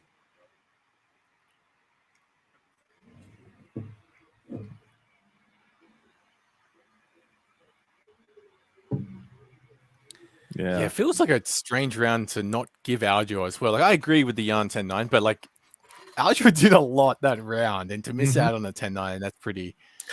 Yeah, speaks to what that's- Jan was able to do. Yeah, and you got to hope that doesn't dishearten the fighter, right? Going like, I don't even know if I won that round. I threw everything at him, you know? Yeah, exactly. This takedown was concerning. Yeah, he Aljo, landed right bit of on head this, contact on the mat. right on his shoulder and his head. Like, yeah, and that was a clean Son of knockdown too. Violence in the Clean chat knockdown. saying Aljo has major neck problems. That takedown must have been rough. He talks about it a lot in his podcast. For sure. I'm in a report dropping a 10-9 Jan. Yeah, I'm going. I went 10-9 Jan as well. Same. But man, I wouldn't be surprised if a real judge gave Aljo that round. I'll just say that. Yeah.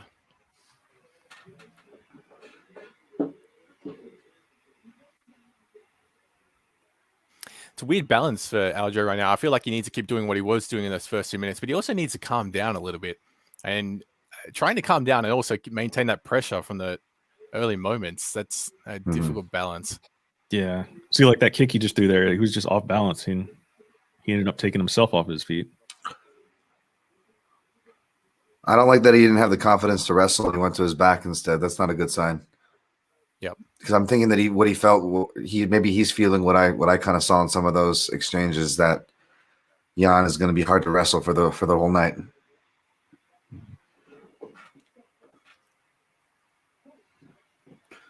I don't want to read too much into it, but that's definitely could be a key thing.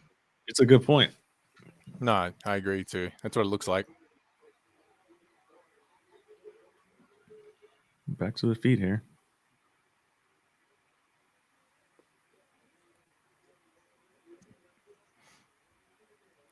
Those body shots are working for Aljo. Yeah. 2 hooks to the Not body. bad idea. Nice. Oh, there's his wrestling. There he goes. That's On the what he single. needs to do. Not waste the opportunity that he's got him against the cage. Ooh. He just he lost it, but now he's back up. Oh, nope. Sound of Violence, yeah, it does seem like a lot of people are slipping. Casey Kenny slipped a lot in his fight with Dominic Cruz, I noticed. Yeah, yeah, he did. Good point. Yeah. Look, you're right.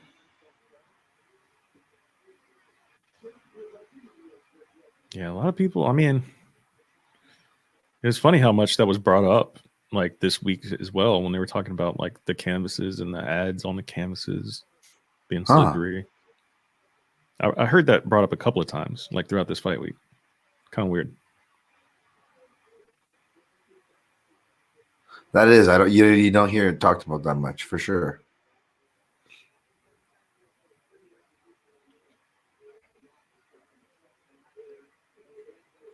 Imagine how hard it's going to be a fight when they move the DraftKings clock to the center of the cage.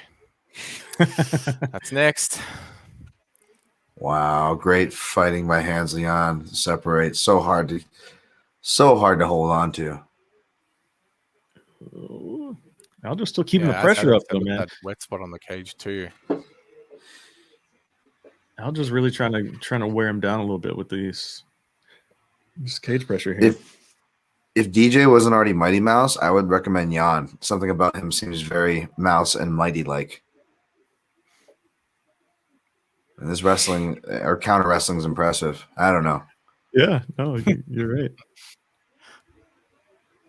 I mean, I know he's a taller guy, guys. I mean, I know I'm calling him the taller guy, the mouse here, but you know, just saying. You mean a giraffe? More fitting. I'm not gonna let this go.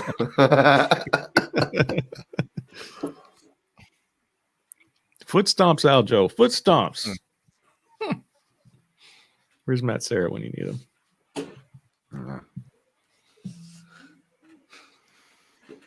Yeah, another good point here by the Sound of Violence says the smaller cage also means more logos and less actual mat. Ooh, Yeah, great point. That is true. The one time I could think of it as a factor was a small cage fight. Tony Ferguson versus Lando Venata. And even though Venata did kind of catch him clean and people did make a bit more of it, the second knockdown was a slip, and Ferguson was always said it and no one really brought that up. And if you look, there was a big fat Metro PCS logo there that people were slipping on all night, and that was the small cage. So Apropos. Good shout, TSOV. Another good shuck from Jan. Yep. And then right back to the pressure, man. Oh, Yeah, that split elbow. Good on Yeah. Aljo. He knows what he's got to do.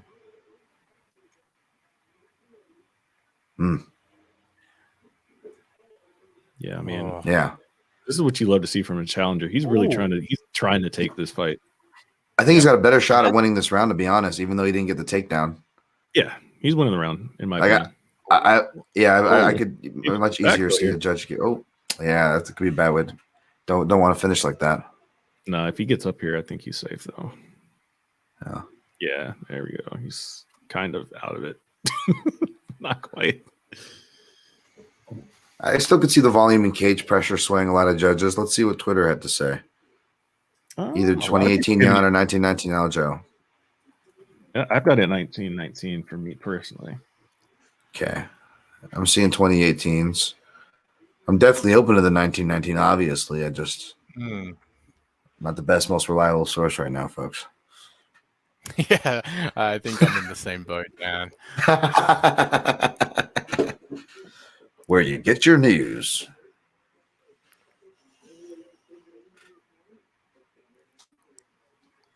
Yeah, tough one to score again.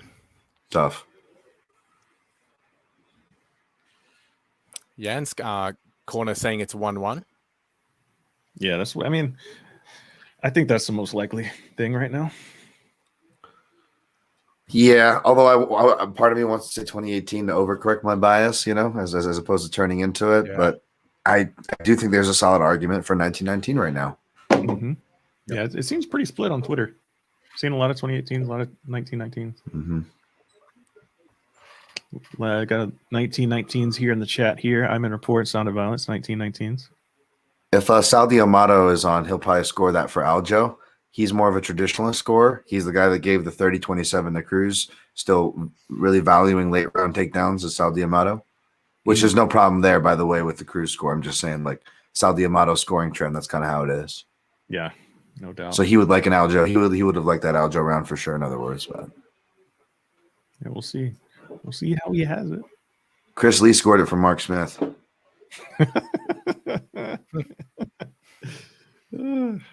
My goodness.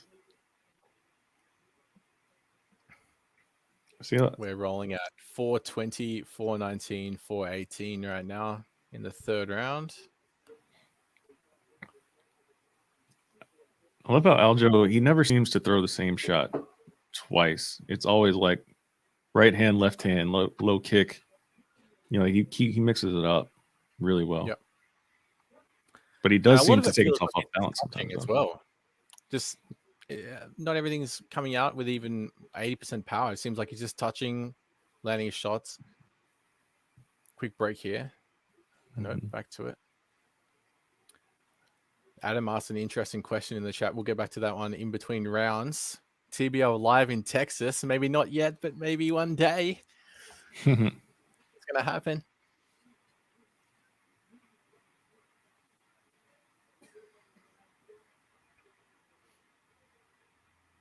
See, Aljo's letting Jan control the center in this round.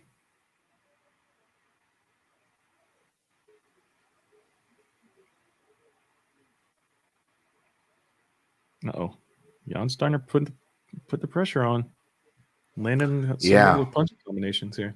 Oh, just I say that Aljo's unleashing like a 4-punch combo. Yeah, Aljo looks great when he does advance. It is, but not to sound like and not picking on Joe, but with the gas tank narrative, you do got to wonder if Aljo can keep it up. Mm-hmm. He I think Jan wants to test his reserves right now because you saw him take round 2 kind of off against Aldo, I believe, or one of those rounds, and then came back at him, stronger later. Yeah.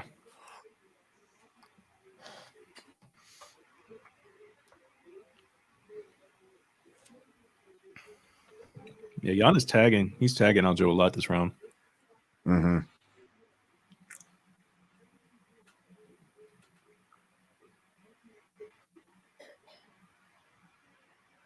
Dang. Good defense by Jan against defense. Yeah.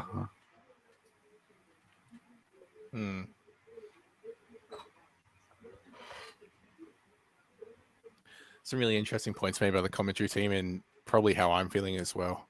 And seeing Jan's movements are more efficient. I mean, we've seen that throughout both of their careers. Oh, yeah. That's part of Aljo's game, though. It's weird movements to throw his opponents off, you know? Oh, caught him with that elbow? Or was that a trip? What was that? It looked like Aljo elbow, but he fell like. Wow, look at that trip by Jan. Yep. Jeez. It's a good round. Good round for the champ.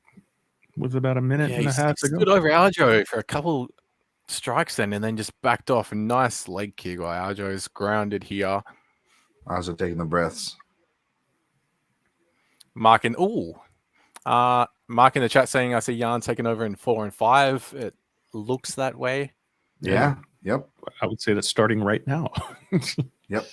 Yeah. Yeah. That was my read. I said if he didn't get it, if Aljo didn't get him in 2, Jan's going to build with leg, body, and off the break.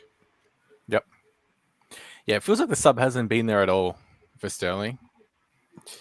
No, just the wrestling defense has been so impressive, Jan, from his hips to his grips, everything. It's just really impressive. Yeah. He's really solid. Really solid everywhere this has gone so far. I mean, like, he just kind of weathered that storm in the first couple of rounds from Aljo with keeping the pressure high. And he's pretty much controlling the pace now. Nice leg kick by Aljo, though. Everything's looking really labored from Aljo, though. All these strikes that he's throwing? Yep. Sheesh. All right. Yeah, that was definitely a Jan round. So I'm 29-28 for me, Jan. Same here.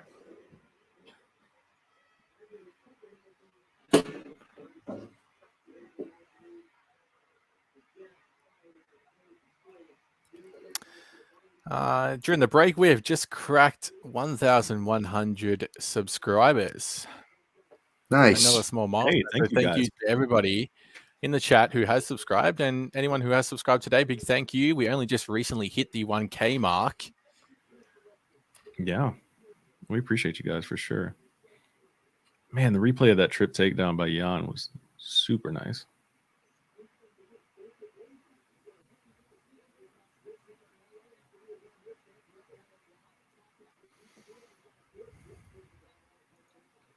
I wonder what Aljo's going to bring in this round. Like, he's got to switch something up.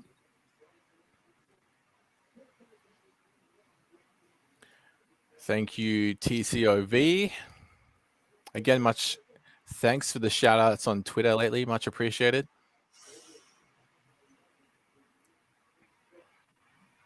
Those dudes Every are little awesome. bit helps. Yeah, agreed. All right, here we go. Round 4.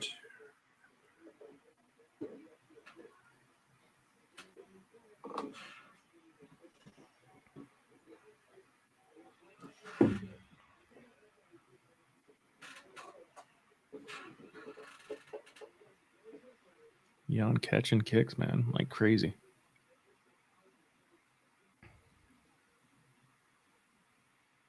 Like, I hate these moments, though. I hate these moments where Aljo just lays on his back.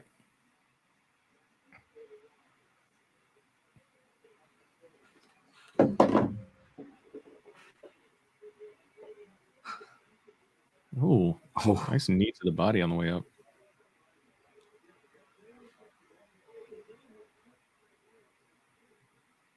Oh, nice combination from Jan to the body.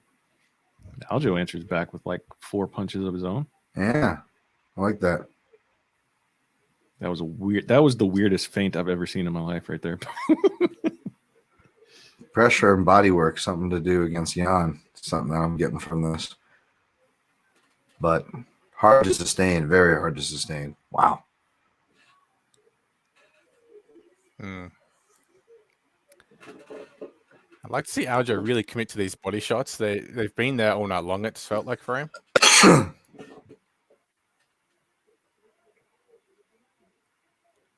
You can see Jan even holding that high guard almost the majority of the fight right now.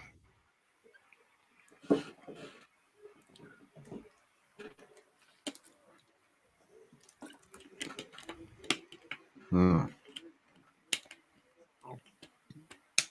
timing is on point right now, man.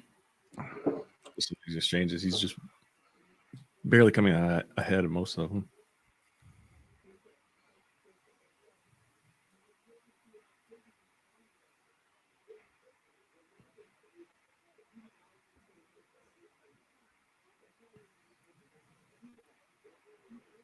Yeah, Joe Rogan's talking about the takedown defense. I am very surprised that Aljo hasn't been able to do more against the fence. Yep. Mm-hmm. Like, we haven't really even seen him try to jump on his back. You know, we usually see him try to do that at least once or twice. It's looked almost one-sided in those departments of this fight so far. Oh, Aljo looks so tired now.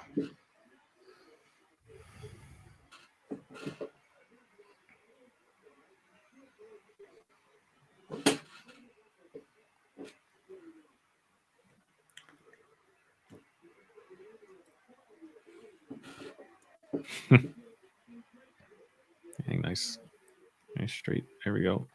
Ooh. Oh, weird. Oof. Weird little moment right there. Strange. That takedown attempt or that trip attempt. Judos.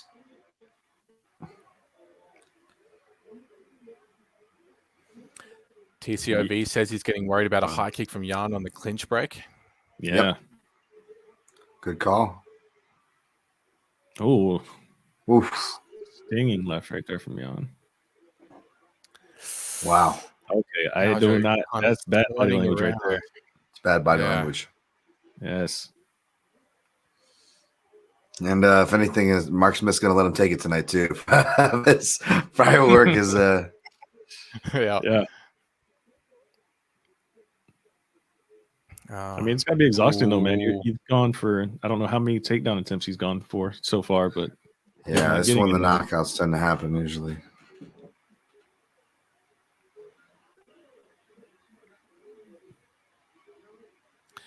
Yeah, and Jan's been there the whole time. Yeah. It feels so difficult to break this guy. High kick for Aljo.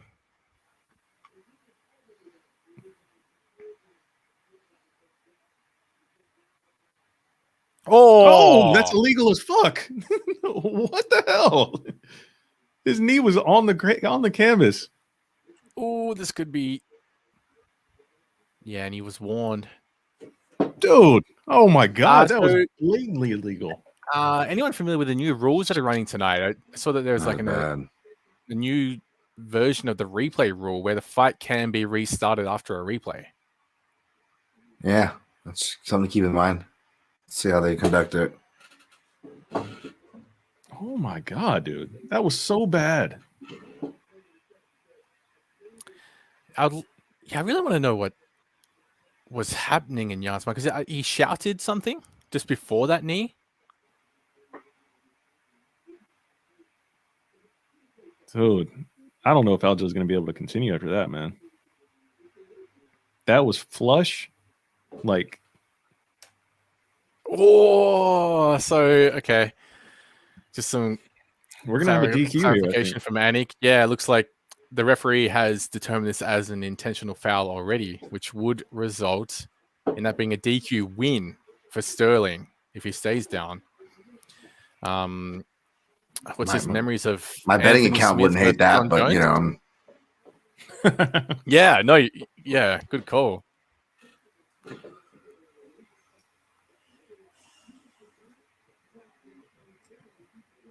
Yeah, that's got to be take the DQ, homie. I'm not saying like game the system or anything, but that was illegal as fuck. Yeah. It's And not that. if he gets the belt off this, I'm Gaming gonna the totally system. troll Twitter and be like, "That was a dominant win by Sterling, Oh, new champ, dominant." oh, It's awful. I hope Sterling's okay regardless. To be honest, to be real, because that was a bad Wow. knee. I mean, that's It should be stopped. To be honest, I hope Sterling's okay Yeah. regardless of the call here. I wouldn't imagine accuse seeing anybody, Aljo's much less Sterling, story. of faking that, and that's a real shot. yeah. yeah, so it's up to the ref here. What His happens? fighter, his eyes are rolling back into his head. Jesus. Yeah, I agree. So Joe Rogan saying for Aljo's health and safety, this fight should be called right now. Like it's that we come back to that same point where fighters shouldn't be the ones determining whether they can continue. Like a fighter's always like, it's like the tower debate. It's over, apparently. Apparently they're saying it. Twitter's saying it's over. From the people in the arena there.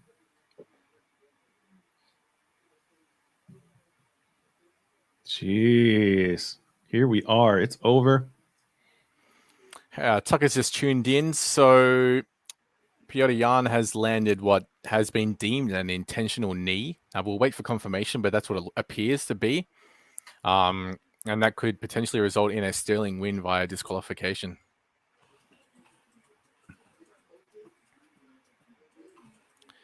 TCOV, call the fight. Cash those Jan tickets, folks. Cash them. Yes. Or cash those Sterling tickets. I'm sorry. Yes, Sterling tickets. Cash them. 100%. I believe my prediction was Aljo 4th round TKO, right? Or sub? I don't know. So, I forget what I know. Tweet just popped up. This call should never be on the fighter. Plain and simple. With a shot like that, it's over. Doc does his job, walks in, and it's over. Right, exactly. No, I agree with that 100%, Justin Gaethje. I hate that Justin Gaethje summed that up better than I could. So, what, as far as them taking so long to call it? Yeah, like it shouldn't be on the like the owner shouldn't be on the fighter who is like clearly not in the right frame of mind.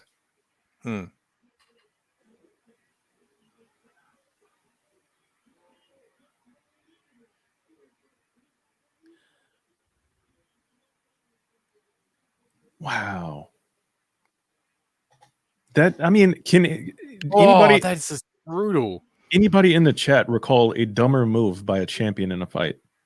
Anybody here? Dan? You know, it's funny. I will say this. I didn't emphasize it enough. So I don't want to like be after the fact, although I did pick Sterling and obviously not like this, right? But I did say Jan feels like he's his worst enemy. Like he feels like he's the kind of guy that's his worst enemy. When he would have represented the country in boxing for Russia, and the day of his freaking trials, he goes and gets in a scrap. It's a noted thing. Like he is a history of doing really stupid stuff that's hurt him in competition. And like John Jones and all the greats, folks, who tends to be their worst enemies, right? It's themselves usually. So there we go. MMA.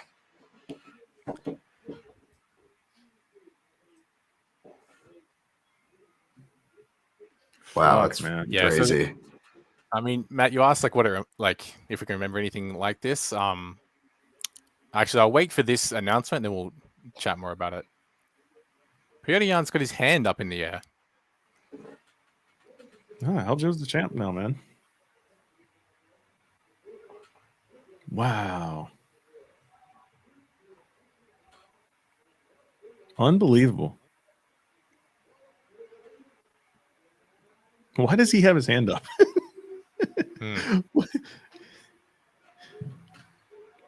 I'm so confused.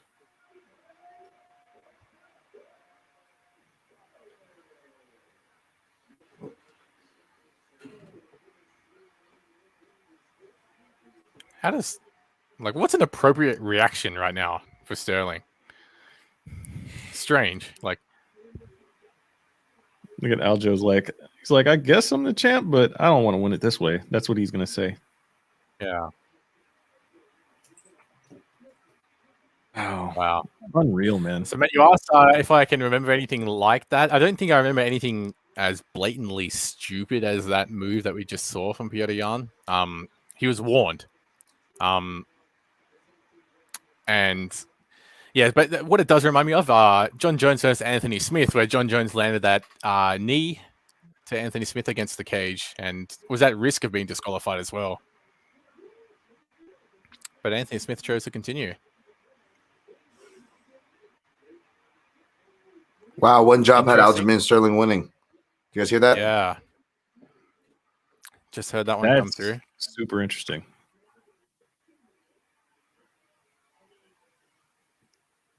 Oh my God.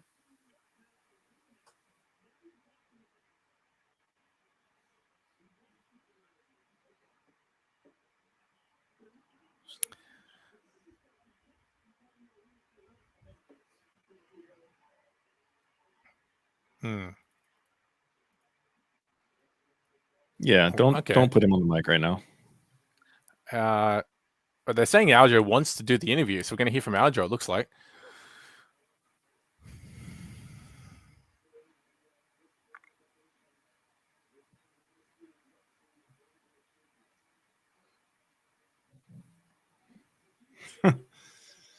Oh my God, and that is why I don't bet on MMA, says Mark Fellows. You know what? Not mad at that. Not mad at it. Yeah, well, I think in Australia, at least, win bets do cover disqualification wins, so it doesn't really have an impact. Yeah. I'm going to see what my account's doing before I get off.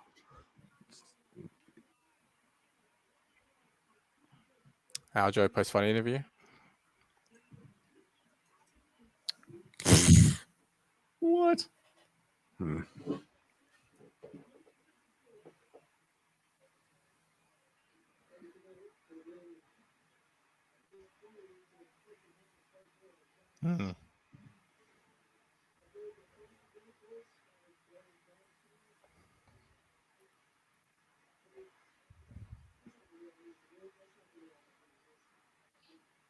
Joe is giving the most longest question ever to a man who is clearly concussed.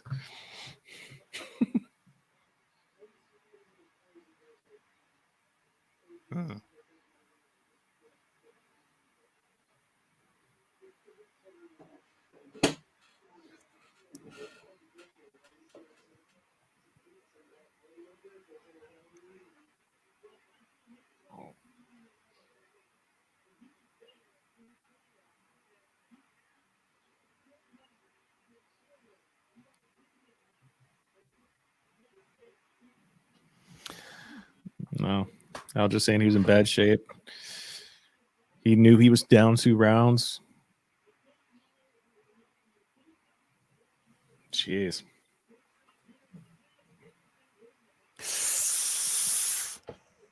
All right, so what's coming through on the broadcast right now? For anyone who can't hear, looks like Jan asked his corner if he could hit him, and his corner said yes. Ooh, that's got to be up there with, and no disrespect, I love Mark Henry, but Mark Henry to Eddie Alvarez and Poirier 2, telling him to do the downward elbow, losing the position and getting knocked out. Yep.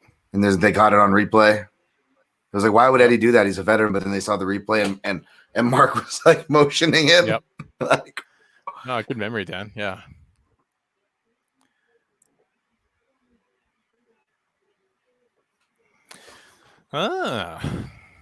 Shout out to Axe joining us. Thank you for joining us. You did ask when we're going to go live, and we appreciate your support. Sound of Violence is one of the craziest cards of all time. It is up there. Let's see how the last 2 fights play out. How's you apologizing right now for how the fight went? Yeah, it's he shouldn't be the one apologizing. Tucker, 2 of the best fights on the card to come. That's exactly right. 2 title fights remaining. Shout out to my brother joining the chat, Geordie51. What's going on, bro?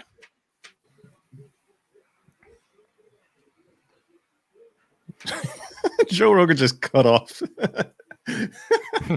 Joe Rogan just cut off John Anik's attempted read at the pay-per-view card on the screen. Wow. John Anik trying to get those reads in.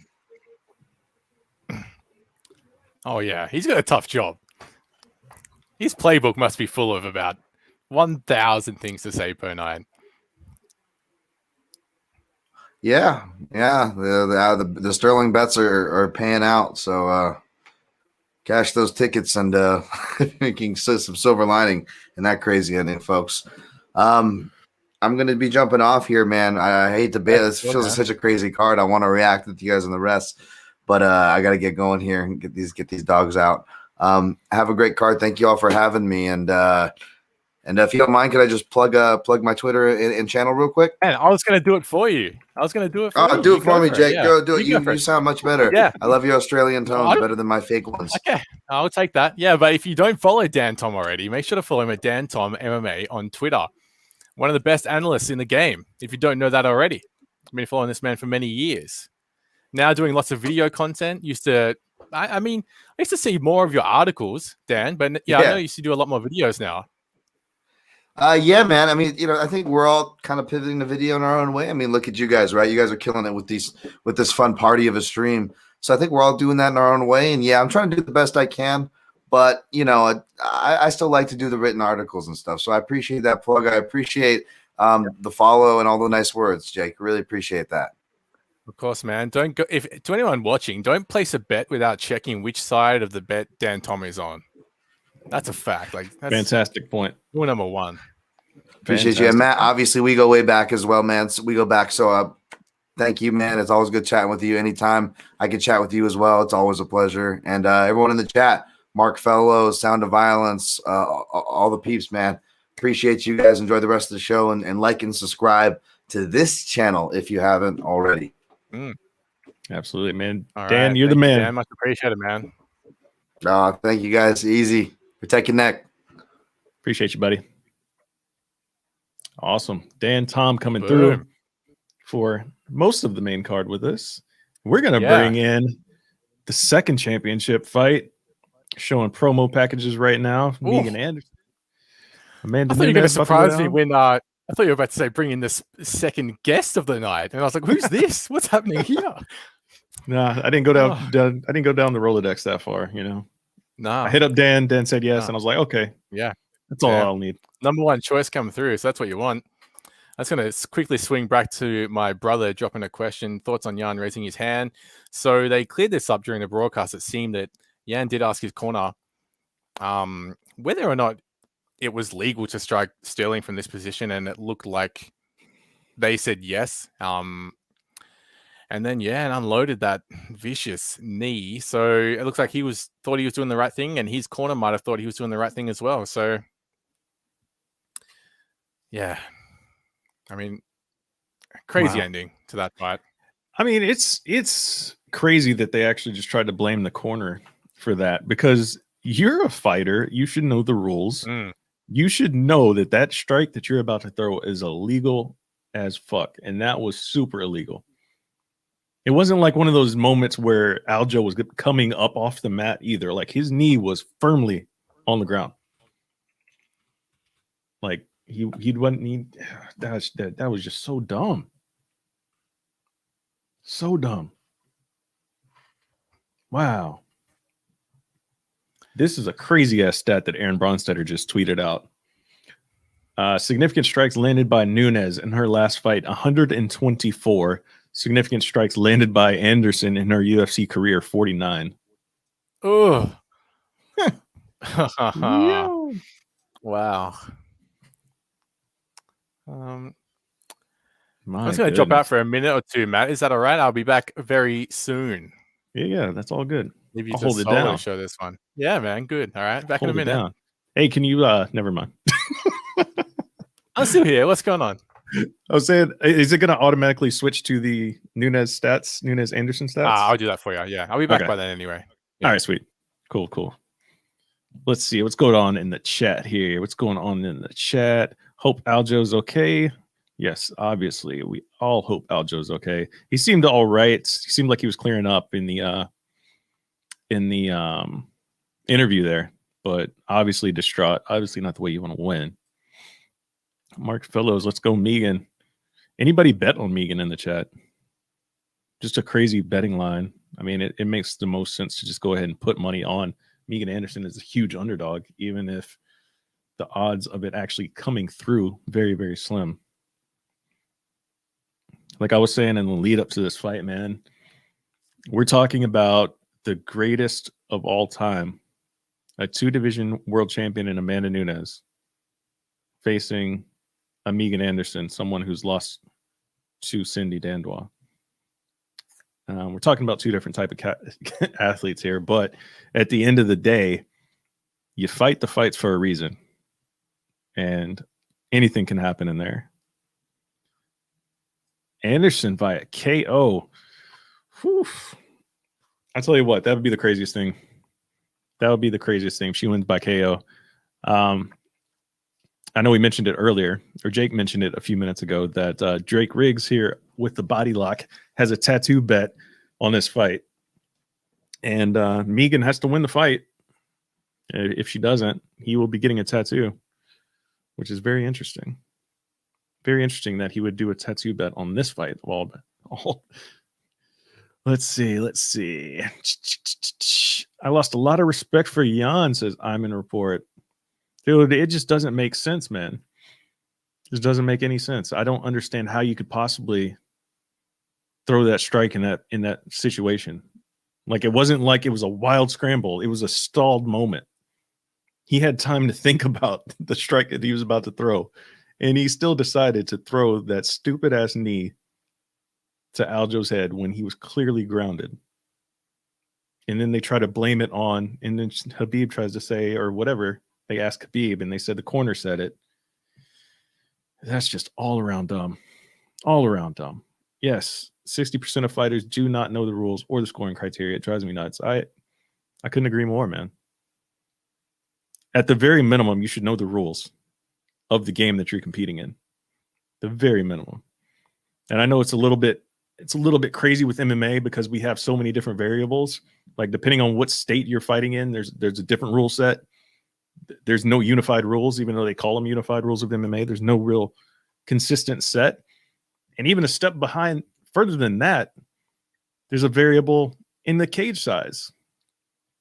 So it's crazy. It's like, can you imagine an NBA game, like say the Lakers are playing the Rockets or whatever, and then the next night they play the Suns, but it's only half court game?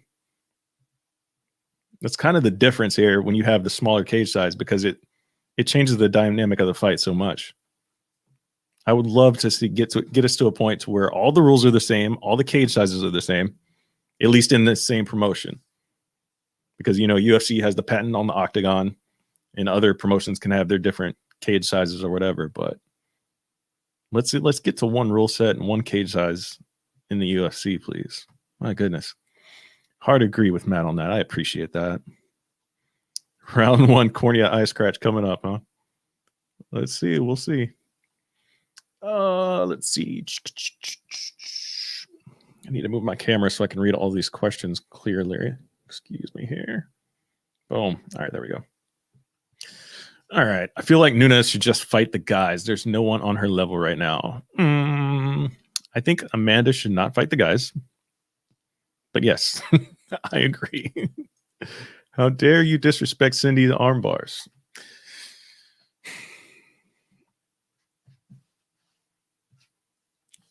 Cindy Dandois is by far the worst striker to ever step into the octagon. And that includes CM Punk. Yeah. I feel like I've just arrived at a funeral. Interesting. Petr Yan should be fined. Man, I agree. There should be a fine. He just lost his title. Should be fined. I mean, it's blatantly illegal shot, man. There's got to be some repercussions other than just losing the fight, rather. He got fined enough for losing his belt. One perspective, he was fined half his pay. Yeah. That's true. I don't know, man. It's just, I'm still dumbfounded at how, like, as much as I wanted Aljo to win that fight, obviously I don't want him to win that way. And I obviously don't want him to win by such a stupid ass thing like that. So dumb. If MMA fighters or NBA athletes, 5% of points scored would be gold. You're not wrong. Herzog appearance. Yes, sir. Megan looks ready, man. Megan looks ready. Are we about to see one of the craziest upsets in UFC history here? Anyone in the chat who is unaware, our very own Drake Riggs placed a tattoo bet on the outcome of this fight. He's wagering that Megan Anderson will win by first round knockout. If he's wrong, he's getting a tattoo of a goat. Unbelievable. So I'm expecting plenty of goat emojis dropped in the chat in about 2 minutes.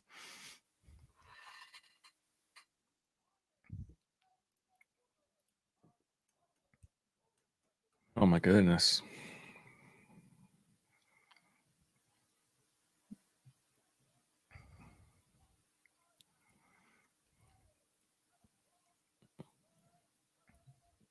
Nothing would surprise me more than Amanda Nunes ending this fight in like 30 seconds.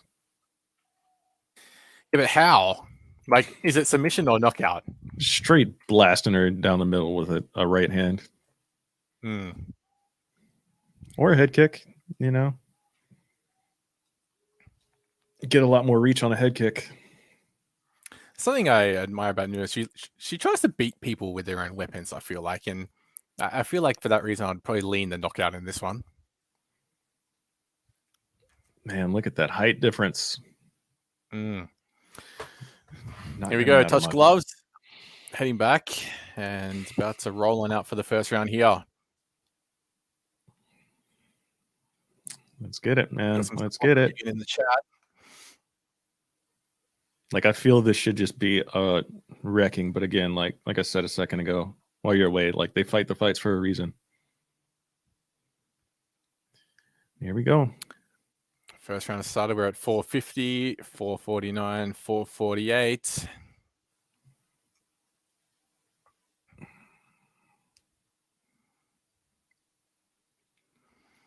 First strike is a low leg kick from Nunes.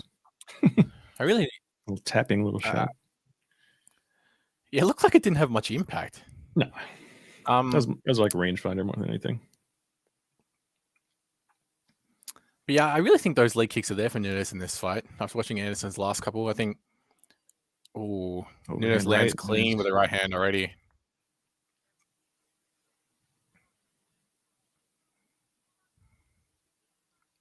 See, Mika's got to keep that. She's keeping that frame wide, trying to keep Amanda at bay. But she's got to throw something out. She's got to make Amanda respect that space. Oh, right. Oh, rocked her. So Anderson wobbly after Nunes right hand. She seems to be all right, though. She seems to be all right. Oh, Anderson takes another one on the forehead there. With a leg kick. Another leg kick. Oh, nasty shot for a takedown. Amanda's on top, just raining down shots right now. Oh,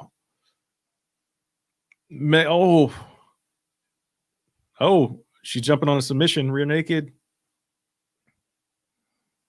Yeah, both methods of victory are in play for this fight. Nunes is high, though. She's trying to transition to an armbar, I think. Okay, did she get the body triangle in now? Because she was real high on the back. Yep, she's got the triangle, actually. Yeah. Triangle armbar. Yeah, triangle armbar. Pick your poison. That's a tap. Oh, that elbow was not supposed to bend that way. She tapped. Wow. Oh, my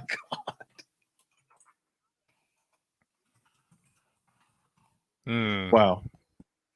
Relatively easy as the bookmaker odds suggested for this one. Yeah, total strike tally, 20 strikes to 1 unofficially on the UFC website. Wow. That elbow, I thought she broke her arm for a second there because her elbow bent the wrong way. Ah, man. Wow. Yeah, Megan Anderson landed one leg kick according to the stats there, and that's it. The goat tattoo, Drake. Where you at, Drake? Yeah, drop those goats. Where are you at, Drake? Oh. Wow. Oh.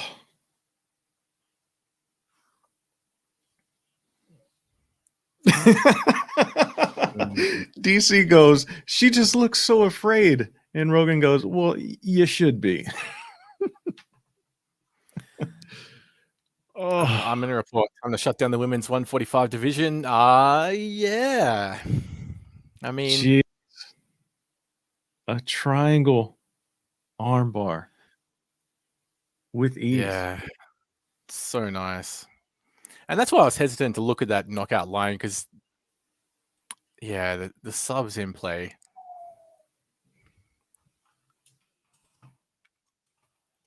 Takahashi literally has no competition.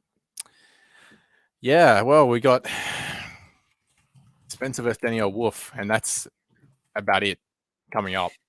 And if Spencer wins that, I don't think anyone is rushing to watch Nunes Spencer again.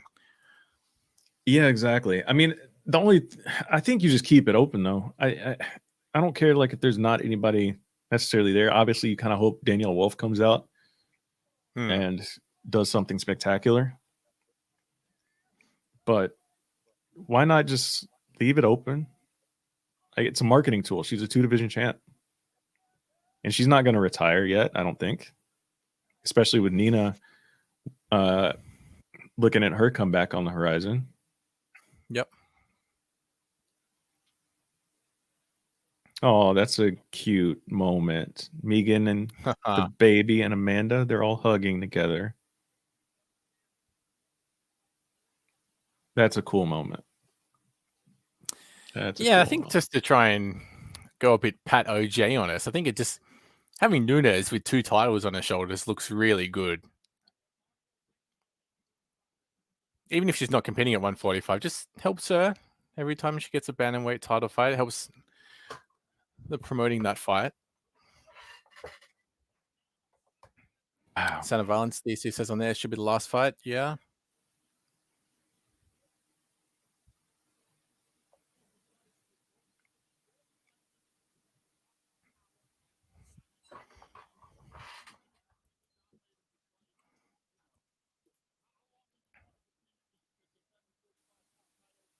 Rogan just gave up his headset to Dana. Yeah. Oh, Reagan is upset taking these pictures right now.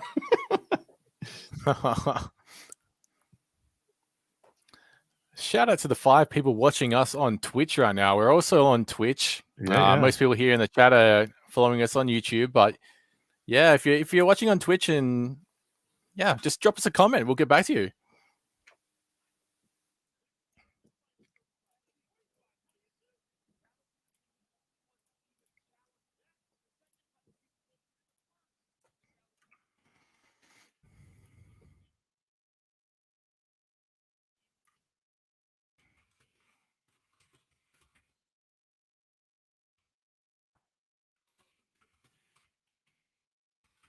Just updating our articles on the website. Dun, dun, dun. They updated the strike tally there as well. So we had 19-2 in the end in that fight. Wow. It's tough for Anderson. I understand, like, she just didn't throw anything. And I mean, it's easy to understand why. Like, in some fights, she leads with the jab, sometimes finds out a double jab. But, like, when you're standing across from Amanda Nunes, you really want to throw that jab out because you know that something is coming back pretty heavy. Yeah. Like I said, you have the GOAT of 2 divisions and someone who lost to Cindy Dandois. We're not talking about the same thing. Yeah, no, you're right. That comment looks really good right now.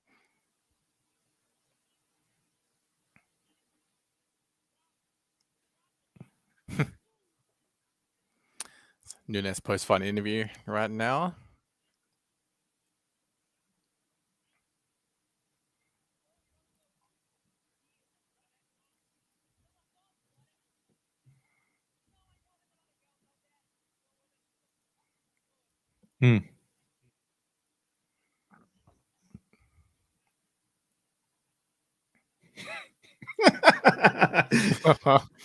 That's hilarious. Joe was asking, for those of you that can't hear, Joe was asking, what does Amanda do? She's cleaned out the whole division. Amanda was like, it's not my fault. I'm here.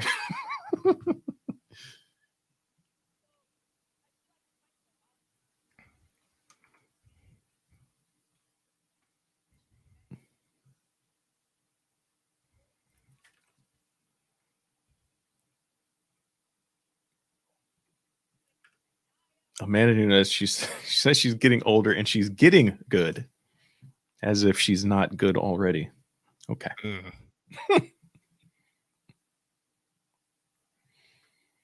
Wow, amazing. She's simply the best, man. You're right. I mean, selfishly, I was hoping for a little bit more of a fight, obviously, but I mean, it's impressive to watch Nunes do a thing like that.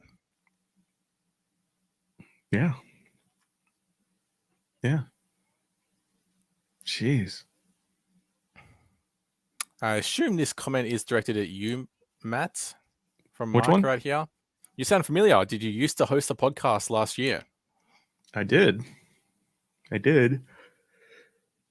been on, I've been on a few podcasts throughout my journey in MMA coverage. But yeah, I used to host this Slip and Dip podcast. YouTube channel still out there. So yeah, want to check out old stuff that we did there with my man Kendrick Johnson.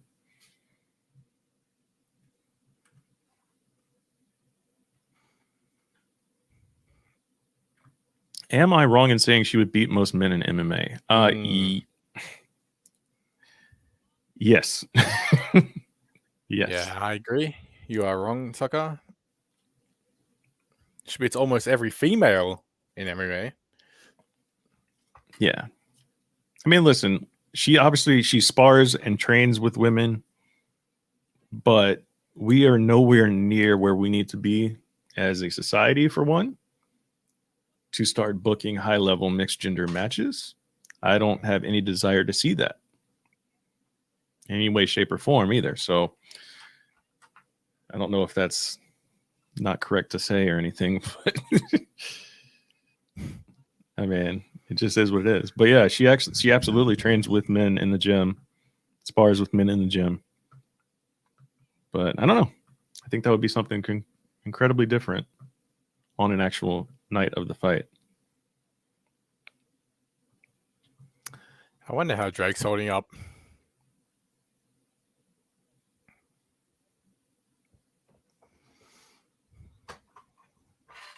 Nunes Shevchenko 3, anyone? I mean, that's the only fight, right? Like, I mean, we've even had a couple of videos on that same topic. And I mean, is it the fight to make? Yes. It's just all about the timing, I think. Yeah. Yeah. Mark, Amanda showed some potential today. She could go places. Yeah, and, you know, potentially. Amanda vs. Shields 2022. We've got an RIP Slip and Dip. Absolutely loved it. Appreciate that, man. Appreciate it. It's I will just say it is incredibly taxing and incredibly time consuming trying to deal with getting 3 to 4 fighters every single weekend and dealing with all of their issues. It just became a mess. A mess. Yeah. I mean, often we've had, I've seen tweets and comments directed like, well, we should be grateful to speak with fighters and stuff. But man, is it quite the experience? It can be such a challenge sometimes, and it just never works out. It feels like you organize the time and it doesn't seem to work out, and you organize it all the time, it doesn't seem to work out. Right now, we've got a really good thing going on where we don't really need to rely on anybody else. We've got a strong 4-man team here. Matt's one member of that team, and it's just us. We don't need to rely on anybody. Yeah. And along that, like, you know, even doing like Slip and Dip, I realized a lot of the interviews that we were getting, although a lot of them we had really good conversations with some of the people, but then some of the people gave us like super surface, like superficial answers to everything. I'm like, dude, like you're not being real with us right now. You're saying what you think people want you to say. Like, that's not what we're trying to do here. We're trying to get you to give us the real you. And unfortunately, that just always doesn't happen in interviews. So it's like, I would rather, you know, like you said, Jake, like just get on here, chat up with a bunch of guys who know the sport, who know what's going on, and we're all on board with wanting to do that, so. But yeah, that's exactly right. That's yeah, the key. but there are some people that we interviewed on that channel that I would absolutely love to interview multiple times over. So like the people that gave us like great interviews, like Walt Harris is a fantastic interview. My goodness, he's one of my favorite dudes to talk to. I spent a lot of time talking with him in person too at events. Like, it's all around good dude, man. Yeah, and we've talked about this before, Matt, but like I think one reason why, I mean, I do have a soft spot for Aljo and his fight, and it's hard not to cheer for him in that one, is that he was my very first UFC interview, and he gave me one of the best interviews I've ever had, if not the best. I think Alex Volkanovski was another great one I've had. But yeah, it really opened up and recognized what it takes to actually promote yourself as well. So when you have a fighter who wants to actually promote themselves and not just go through those generic answers, it really makes a difference and makes the experience more enjoyable for us as well. Yeah, 100%. 100%. Yeah, booking fighters. It's so wild. Like the amount of times we would book interviews out 2 weeks in advance and remind that fighter throughout the week, and then it comes time to the interview, they'd be like, "Oh, that was today." Like, like yes, it was.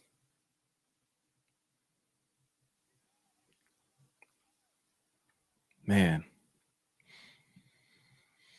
I can't believe the main event's already here, man. Main event time. Oh, so let's see. What did you say here? It's not about it's gotta get Walt and Macy back on. Yeah, I love those. Yeah, man. I personally can't wait to get back into Fortis and start training so I can start seeing these folks on a regular basis again. Can't wait for Macy to get back in there. She's coming back soon. Yeah, I'm a huge fan of Macy as well. Just saying for the chat as well, on the topic of interviews, like, yeah, we don't do that right now, but let us know if you'd like to see it. I mean, we're open to anything, and we have a team here. Like Drake likes doing interviews. I think it seems like everyone else here has kind of moved away from that, and we're enjoying what we're doing now. But like, yeah, drop in the chat if you enjoy interviews and what type of interviews you like. And I mean, we're open to suggestions here. We're just growing our channel. We just recently hit the 1K mark, taking all ideas. Yeah, for sure. For sure, man. I still do enjoy interviewing folks that I know will give a great interview. Because also, like, my interview style, like, I don't like just reading off of like questions either. Like, I like to have an idea of what I want to ask, but once the interview starts, wherever those answers take us, that's where the answers take us. Yeah, exactly right. I don't like if question 1 and 2 takes me away from question 4 and 5, then screw question 4 and 5. So yeah, facts. Yeah. Here we go. Yeah, and that's what separates a good interviewer from a bad one too, Matt, I'd say. 100%.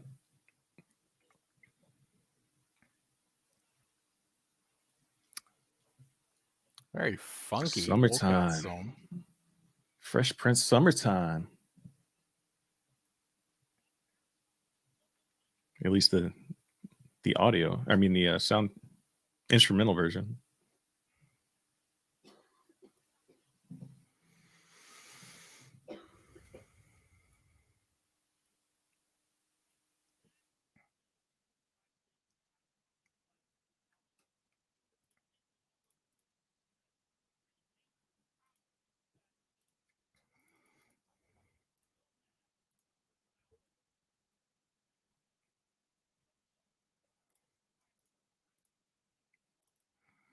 Well, I'm super chill right now with this walkout music in the background. So for anyone who can't see the stream right now, Izzy making his way to the cage very slowly, going through the steps, going through the processes.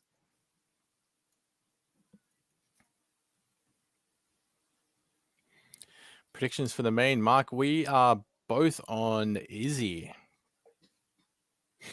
It's where we all trash the UFC for not having cool walkouts. Yeah, man. And it's kind of hard to get a cool walkout in an arena with no fans, though, too.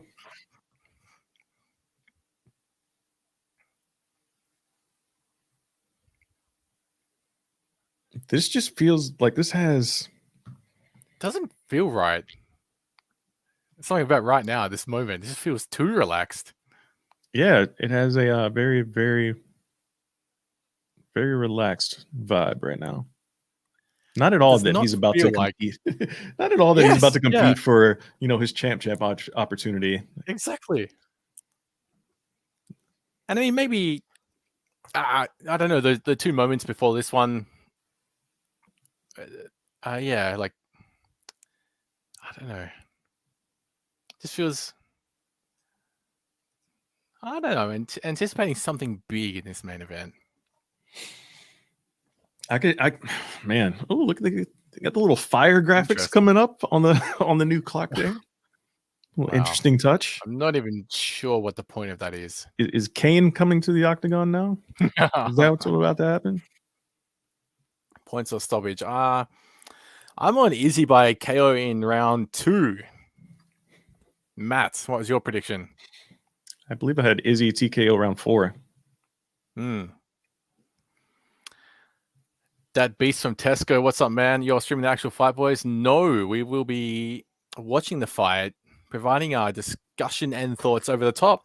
Well, you can watch the live stats. Just saving you $70. Exactly. Chill with us here, and then, you know, once the fight's over, you can watch the little highlight clips they put on Twitter immediately after the fight.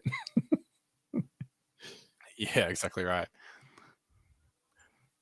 Still not quite the same as actually watching it unfold, though. Nah, yeah. Yeah, even if you... There's been a few times I've said, like, I'm just going to wait and watch the Twitter clips. Yeah, I was just gonna like, nah. Yeah. Like, nah. We all know that's not going to happen. Yeah, or even waiting and like purposely avoiding all spoilers to watch the replay still doesn't feel the same. Just watching something live really has that impact. 21-0 for my brother. Absolutely. Easy. Yeah.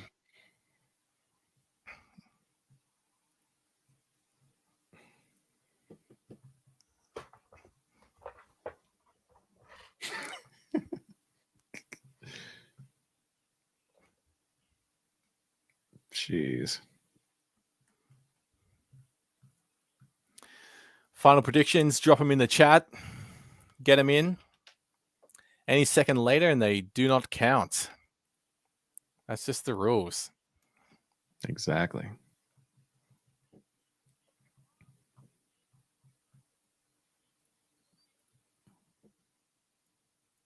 Like, this is just like, I just feel like this entire fight's going to play out. Obviously, we're going to see Izzy landing more, but we're just going to be waiting for Jan to land that huge counter to rock Izzy. Like, that's how I see this playing out. Izzy. Tucker's on Izzy. Izzy Got TKO 3 round Izzy 3. picks in a row, and Town Advance Izzy as well. So that's 4 in a row.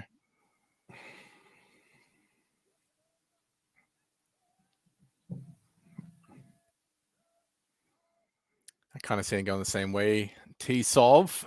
I think Jan's pretty sloppy in the pocket.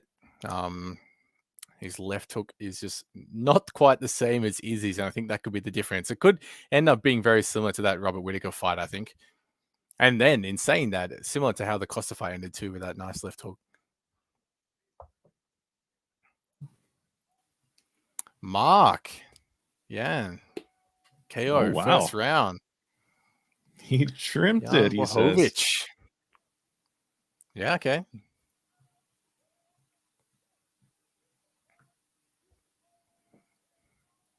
One thing I will say that I have noticed this week, more than anything, is Jan's personality on Embedded.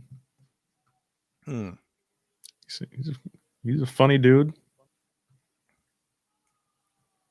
Funny dude. Nice. He's got a good sense of humor about him. Likable personality, but, you know. Yeah. I like the little interaction at the face-off where Izzy spotted the cut above his eye and yeah, that was cool. And responded, a little bit. That was cool.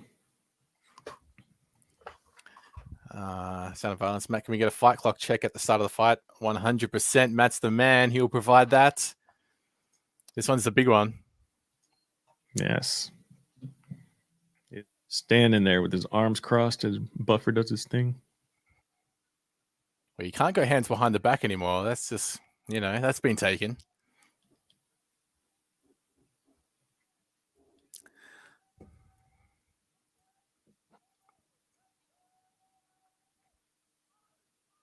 Oh, he's looking serious. Very serious. Mm-hmm. Trying to see if he's mimicking someone, because he usually does something from an anime. Trying to see if Jose Youngs has tweeted something out. Just quickly before this fight starts, just saw a tweet come through from Petr Yan. I apologize and wish speedy recovery to Aljamain Sterling. I didn't mean to throw an illegal strike. I just made a big mistake and paid for it. Interesting.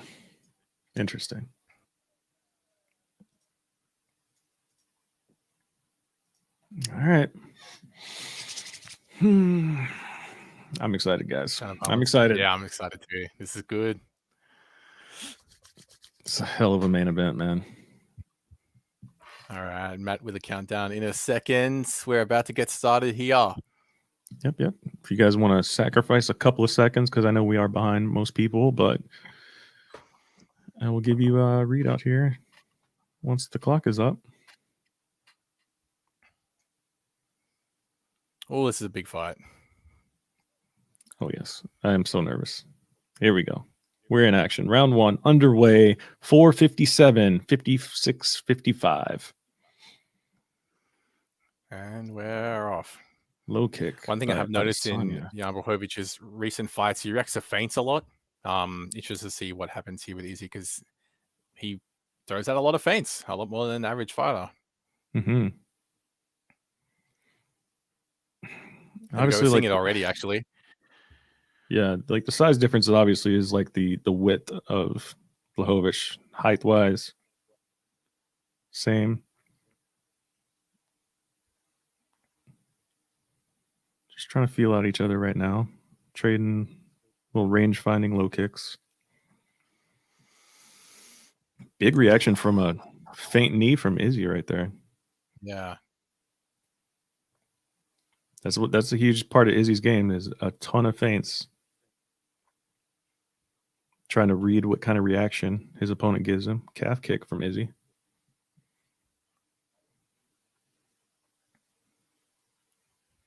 Blachowicz defensively sound so far through the first 90 seconds-ish. Mm-hmm.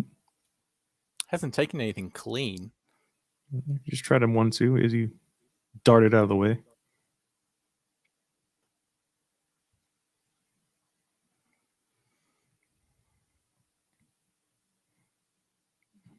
Is he trying to dart in with a jab?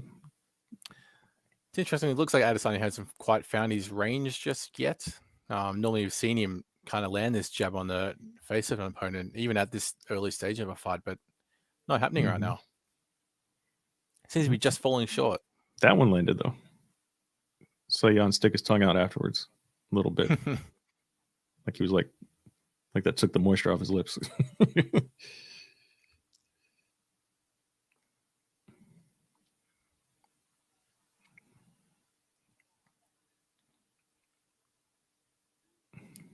Izzy's just the third time he's tried that head kick.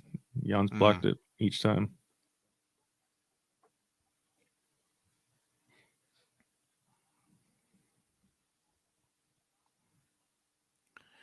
Blachowicz looking very comfy so far in this fight.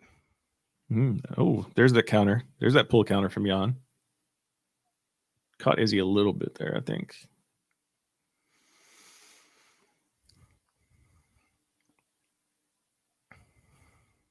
Ooh, head kick from Jan snuck through there. He defends.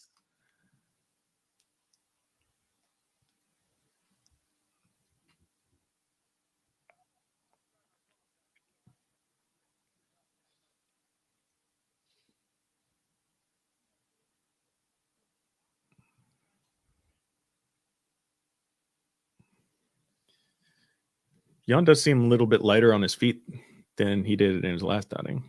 A little bit lighter. A little bit lighter on his feet. It's a good read. I agree. Surprised Izzy hasn't quite found his range with punches yet. I don't know if that's just maybe he's a little bit more hesitant than normal to step inside, but he's sticking to longer punches and that not landing as clean as I'd expect. Oh, right hand nearly comes over the top. Mm-hmm. I think he's also still doing a lot of feigning too. I think he's still just trying to see what kind of reactions he's getting.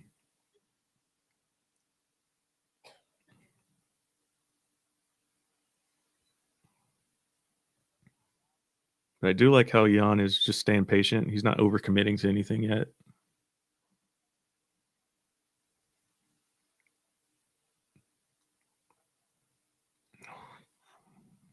Nice left hand from Jan right there. Got about 45 seconds left to go in the first round. 45 right now.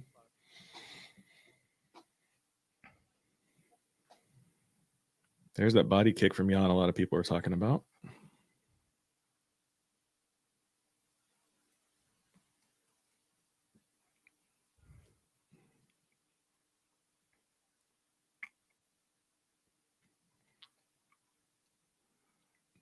Question mark kick from Izzy. Izzy's really been going to that oblique kick this fight so far as well. I've probably seen 3 or 4 of those. An outside leg kick too. He's landed that a few times as well.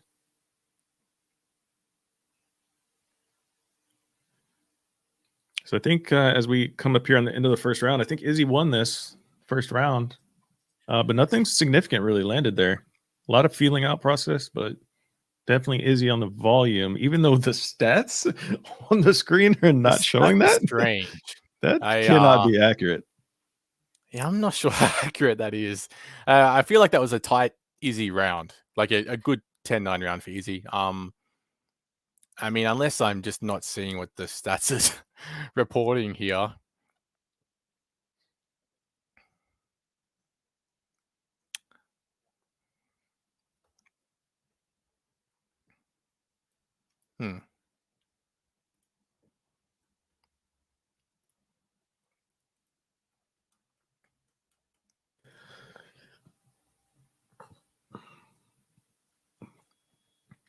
I'm interested to see how or if Jan will start to try to engage in the clinch a little bit, because he seemed to be content with just playing the striking game there in the first round. Classic Izzy. Reminder, UFC stats are a dude hitting a key on a keyboard, and yeah. Yeah, apparently.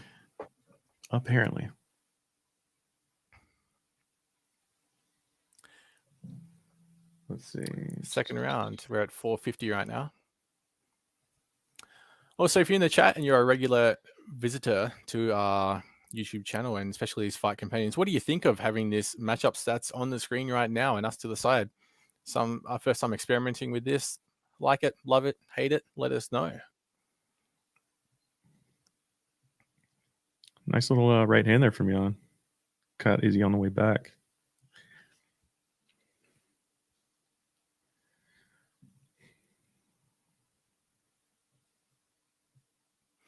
Chat, all in agreement. 10-9 Izzy, first round. Ooh. Another question mark here from Izzy. Oh!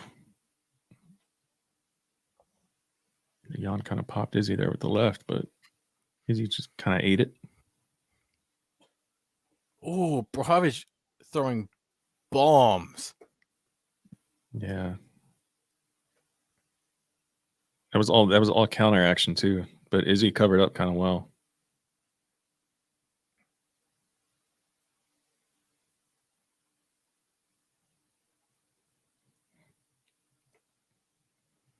We are at 335, by the way, guys. 330. Second round.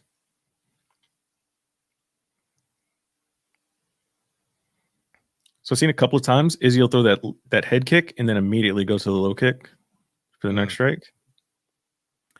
I'm very impressed by Blachowicz's defense in this fight so far. I think mixture of parries, especially the jab, parrying the jab, leaning out of the way as a side kick, sometimes taking those on the elbows, defending the leg kicks quite well as well. Yeah, he looks solid so far. I mean, Izzy's not like Izzy's looking bad or anything. He won the first round, but it's just like you would think Izzy would at some point turn the volume up a little bit,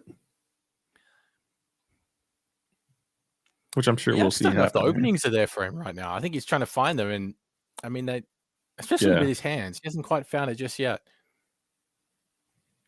And I also think because he did say in interviews that he was kind of hoping for like a Robert Whittaker moment, which means that he's trying to bait Jan into throwing something so he can counter off of him.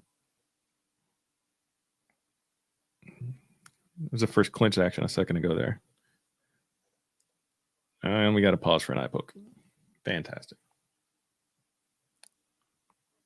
Okay, short pause. Good. Easy straight back to the leg kick.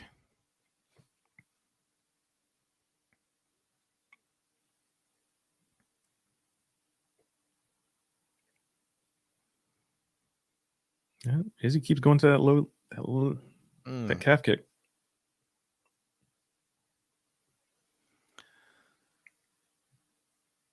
Izzy kind of smiled after he caught Jan's kick there. Body kick and a left hand from Izzy.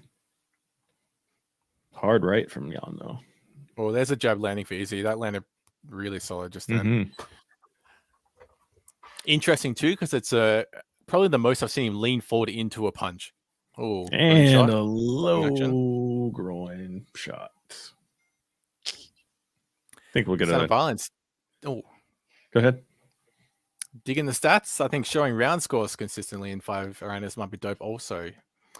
Good call. I'm terrible at giving scores, I've realized during this live stream. So we're alone, Matt. Matt over here watching the stream, providing his insight as he goes during the Fight Companion, hitting Twitter at the same time, and also providing scores for MMAdecisions.com. How does he do it? I don't know. I don't know. Ooh. I need to take some tips on this, man. Yeah, hard right hand from Jan there. Jan with a flying knee attempts kind of laughs after it.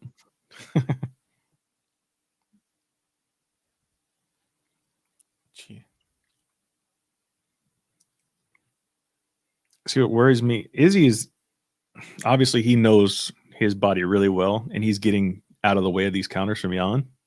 I'm just worried about that one time he doesn't get all the way out of the way, because Jan is throwing some heat. Yeah, we have seen Izzy take one to give one sometimes, especially in his knockout finishes. I don't know how that goes tonight if he chooses to do that.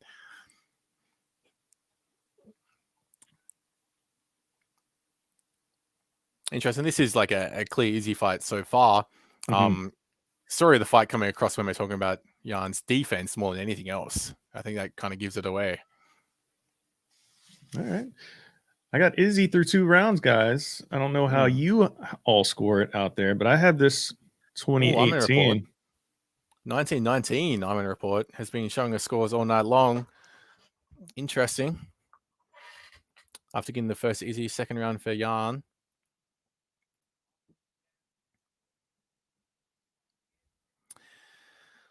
I mean, yeah, it's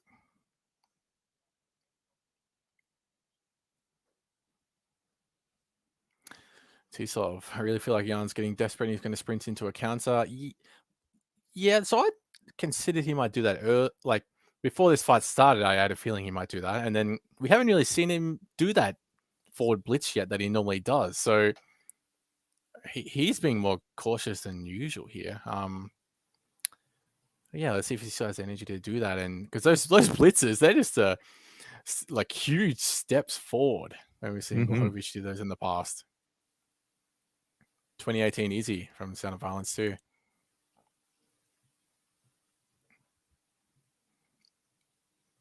So it's either 2018 or 1919. I could see the judges being split on that round. But I still think Izzy is largely leading the dance here. Kind of dictating what's happening. Making Jan react to everything.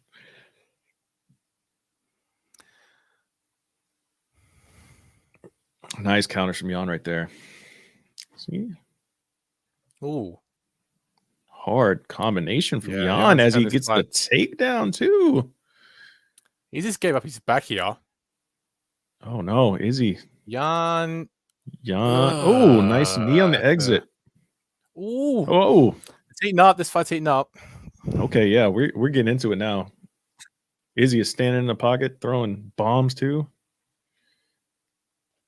I felt like Blachowicz had a really good chance to take the back of Izzy, and he kind of screwed it. He really did there. He had a very, very favorable position, but I think he just tried to do too much with it too quick.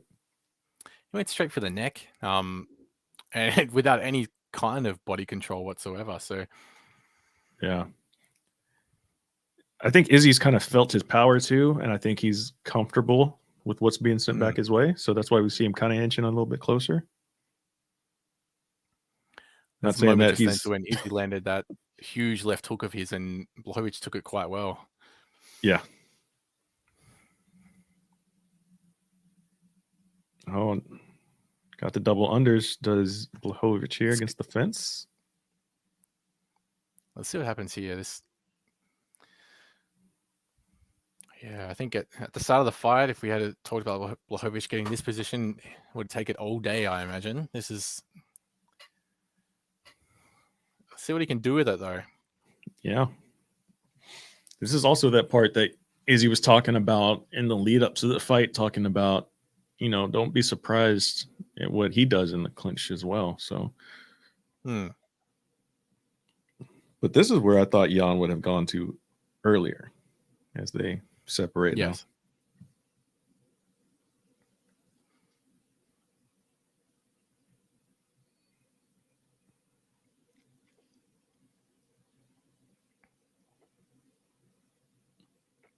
Now. Ooh.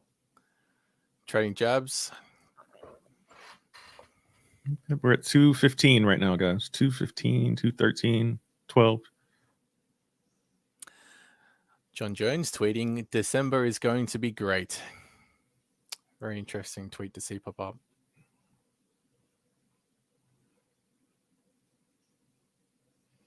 Nice straight from Izzy. Nice jab, brother. I'm over here ducking out of the way like they are.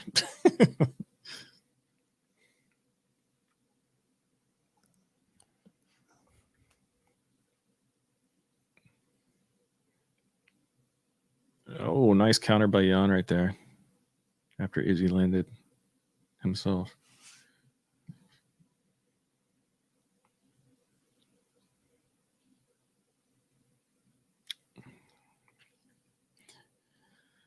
Yeah, John Anik just said it. Jan's lead leg there is starting to turn red, but he's not even attempting to check these kicks that Izzy keeps throwing out there.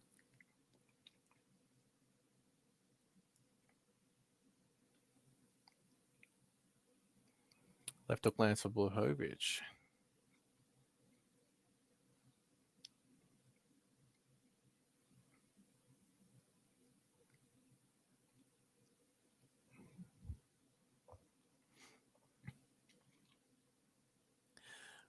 Very, very tough fight for both guys. Oh, double unders again for Jan. Pressing up against the fence. He's got to do something with this, though, I think, right? Yeah. Yeah, this kind of position does absolutely nothing in terms of scoring.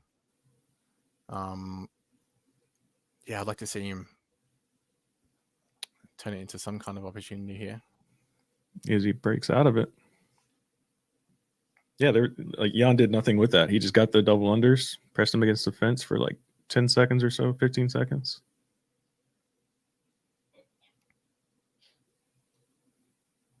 Ooh.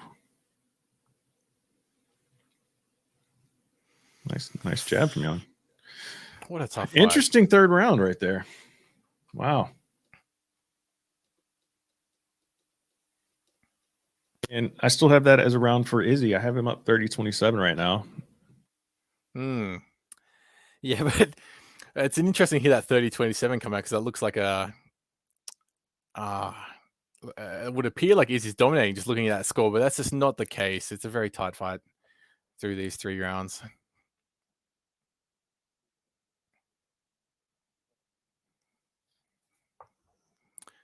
Nathan Jones. Hello, mate. Thanks for joining the stream. Hope you're enjoying the fights. Sound of violence. Izzy keeps holding his right hand. Yeah, that's what the commentating team was talking about too.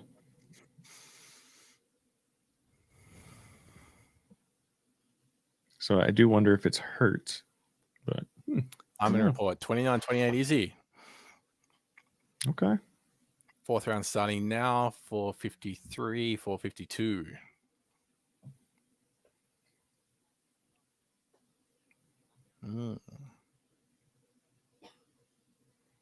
There's Jan really trying to press forward with the clinch. He's going for the takedown hard now. And on that single. Oh, and he goes back up top now. Huh.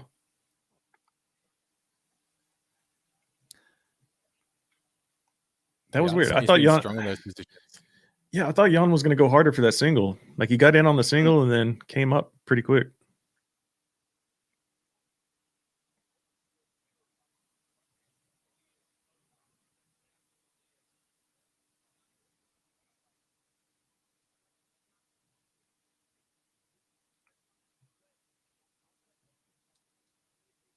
There was that action I think Adesanya was looking for in that feint.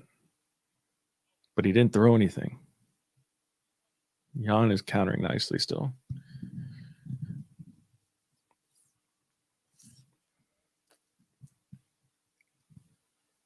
Nice leg kick from Izzy. Nice body kick from Jan on the return. Yeah. It's an impressive counter. Catching that low kick and coming back high with a body kick.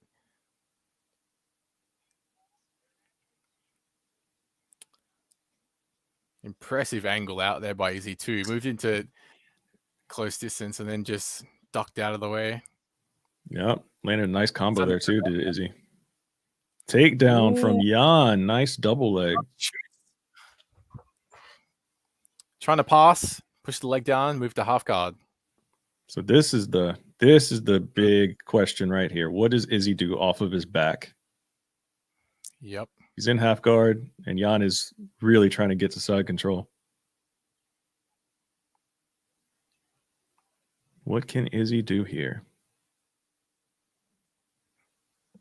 Yeah, we're at 243, 242, 241. That's a lot of time for Jan to work from this position, man.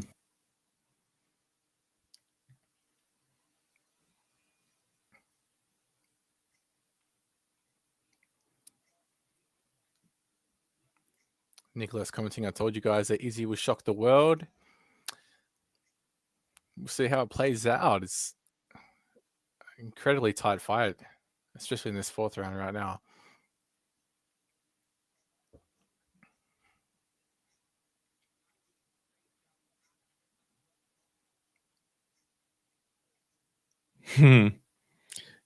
Yes, half guard's wide open. Yeah, I think that's part of design, though. Maybe he's trying to set up like a sweep out the back door, or the opposite side, rather. Because he's going to have to escape with quickness, not power, out of this position. Just power. Quickness and technique, rather. So leaving it open isn't necessarily the worst thing in the world.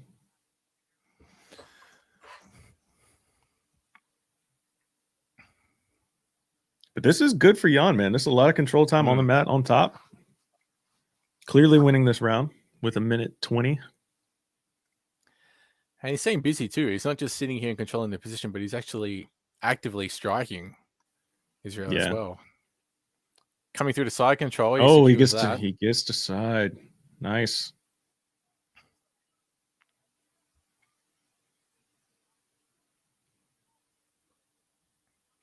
But yeah, like you said, he's doing just enough to keep the ref away. Strong side control now. Yeah. I would hate to be in side control with Jan and Blachowicz on top. Yeah. Jesus Christ. Really strong traditional type of control here as well. Yeah. Oh, Izzy got back to half, though. Nice.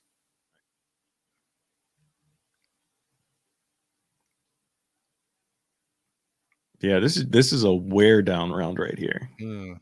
Like, Izzy, I'm tired of you darting in and out. Tired of your feints. Get your ass on this canvas for a little bit, and let me pepper you with some strikes.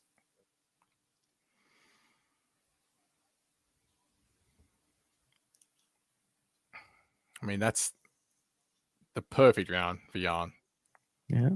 Nice little short elbow from Izzy, Makes though. me wonder why he didn't go to that takedown earlier as well. It's the first time we really seen him shoot like that in the open.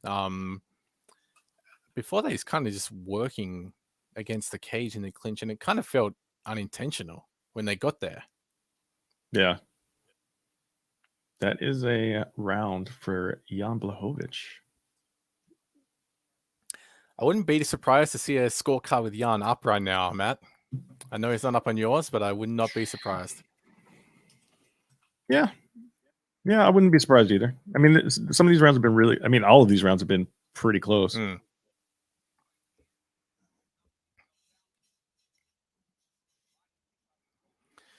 I'm going to report has as a draw coming to the 5th and final.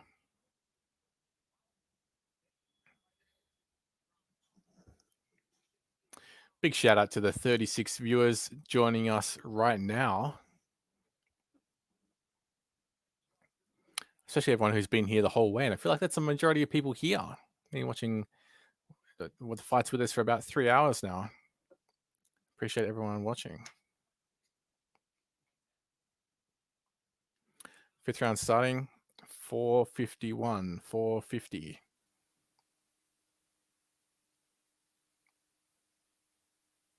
Jan's landing to start this round as well. All right, here we go. This is the one, guys. Last round. I mean, we're in the 5th round. It doesn't even feel like we've been 5. It doesn't feel like a 5th round. Yeah, it doesn't. Like, it's like we keep waiting for a big moment to happen. And I mean, we kind of got that last round with the huge takedown, but like no significant striking damage where either guy gets hurt.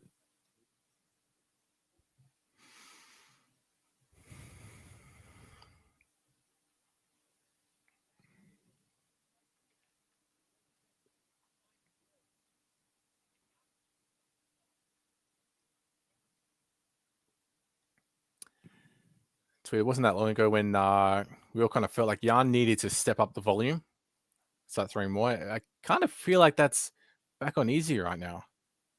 Yeah. Yeah. I mean, he's still doing his feints and, you know, just dodging out of the way. He needs to start leading a little bit more.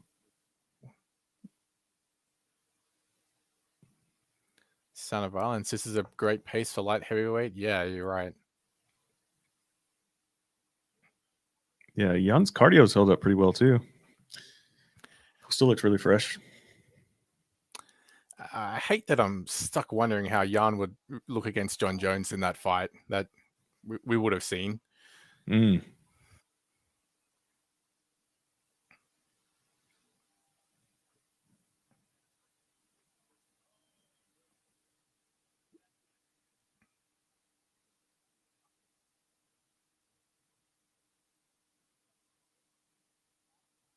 Ooh.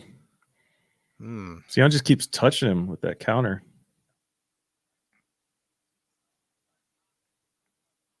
All right, we got 2.5 minutes left. We need something big to happen here.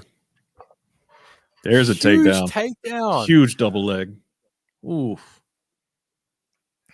I really don't agree with DC's commentary then too. He's saying that Izzy looks fresh. I disagree.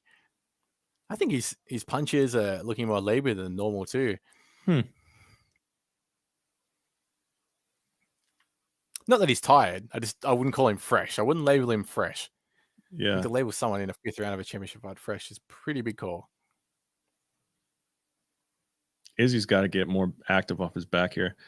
I know this isn't his forte, but he's got to figure out a way to either escape or at least threaten a submission to set up a sweep so we can get up. Because like you were saying, this could very well be tied right here on some of these judges' cards, and this is round winning action right here. So he's got to get up and really put a statement on this round.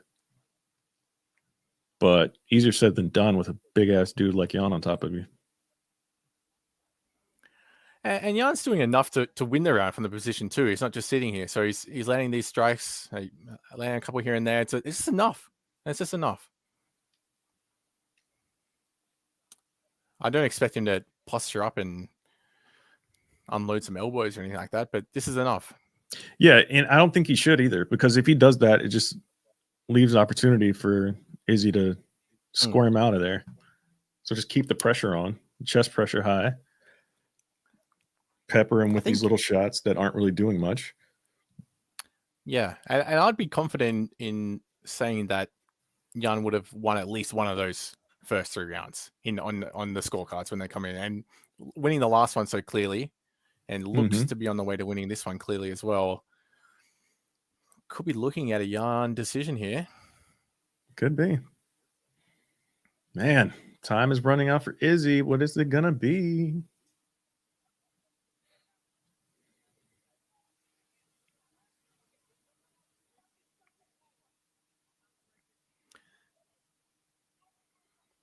Here we go.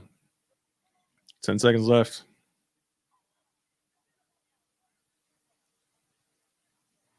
Oh, good finish by Jan. He's posturing up now and unloading. Yeah. Strong finish to the round. Oh, he probably should have done that earlier after seeing what happened exactly, then. right? Oh. So I had 1, 2, and 3 for Izzy, 4 and 5 for Jan.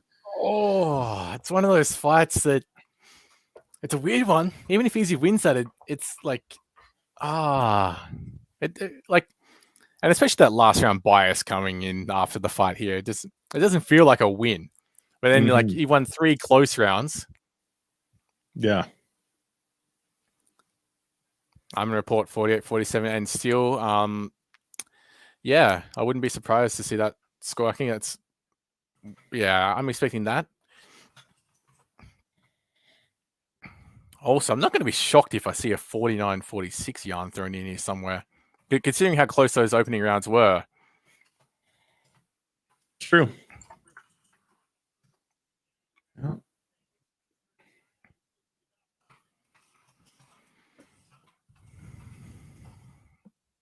So rounds 48-47 Izzy rematch. Ooh. If Izzy does win, it's one of those weird fights that wouldn't feel like a clear victory to me.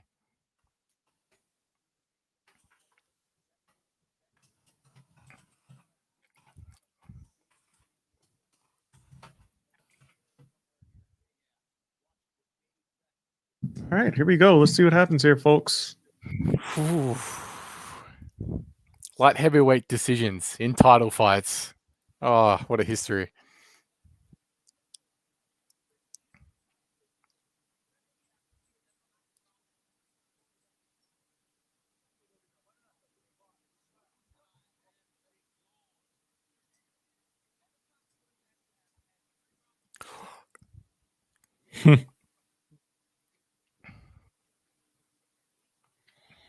See, I don't think I could see this being a draw. That means there would have to be a 10-8 in there. Tough.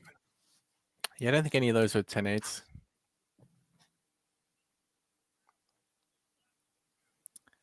Dana looks pissed. Dana always looks pissed. Whatever. Here we go. Decision's about to be read.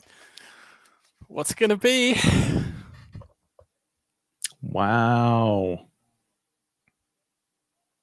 What the fuck are these scores, bro?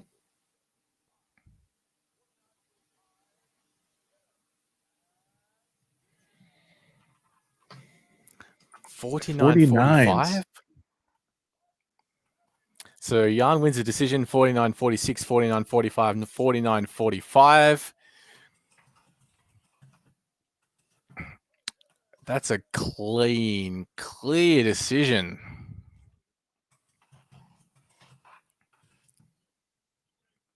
Wow, dude. That is incredible. That's incredible. I scored that fight for Izzy. Like, what? Yeah, I mean, I get the first few was- rounds were close, but all three judges scoring that 49. That's insane to me.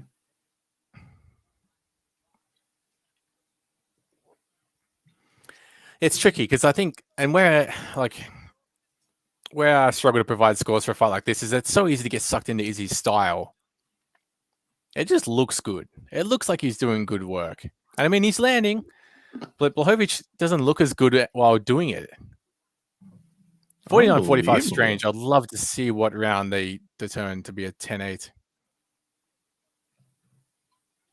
Yeah, I need to see the screenshots of the scorecard, man. I know it's going to hit the Twitter here any second, but yeah, we'll be bringing those to y'all. Oh my goodness.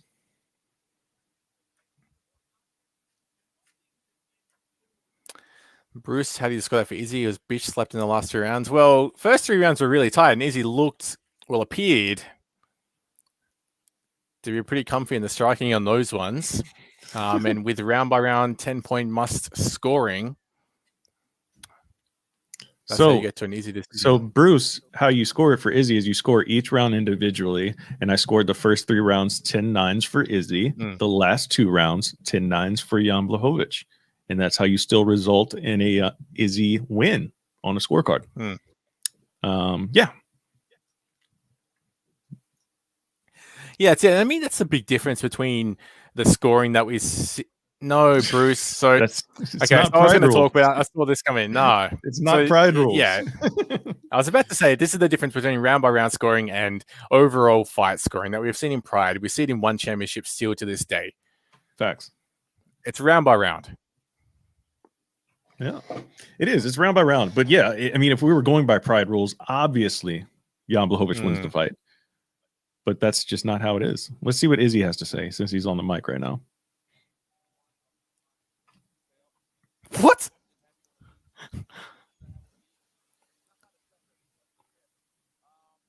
Post-fight interview. Is he saying he couldn't sleep last night?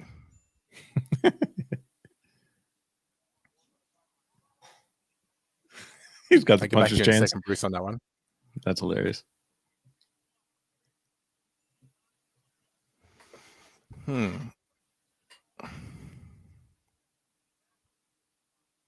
Daring to be great, he says. I dared to be great, took the chance. Yep. And I mean, this wasn't a loss that made Izzy look bad either. You know? He didn't get dominated. He didn't get rocked, really. It's interesting. It's almost like the best possible loss you can have.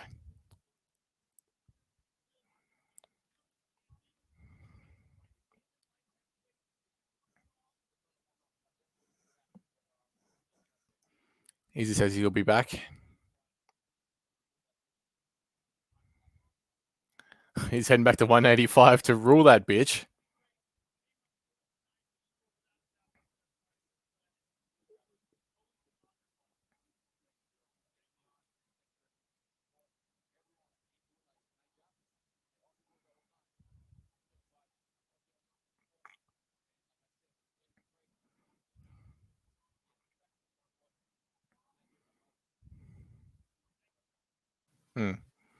Son of Violence popping in the chat. MMA judge Ben Cartley's just tweeted 49-45 is 4 rounds to 1 with a 10-8 round most of the time for reference. And yeah, that's what it would appear like in this case. That seems obvious, I guess. But yeah, it's hard to find which round without seeing the scorecard was the 10-8 round. I mean, that's what's concerning to me. I'm guessing it's got to be the 5th or the 4th, right? Because those were the most significant actions, but I still wouldn't go 10-8 in either one of those rounds. I mean, at worst, like the only score I could see that like 48-47 is the only score that makes the most sense to me. But then again, I mean, if you decided that any one of those rounds 1 through 3 were for Jan and you went 10-9 the whole way, then I guess you end up with the 49, don't you? So I guess I'm not mad at it either way. I mean, I scored it the other way, but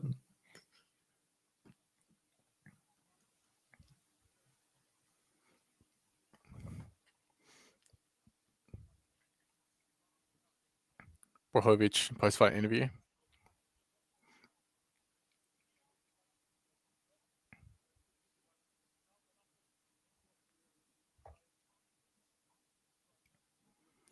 Says he felt him getting tired, taking him down in the last rounds of the fight.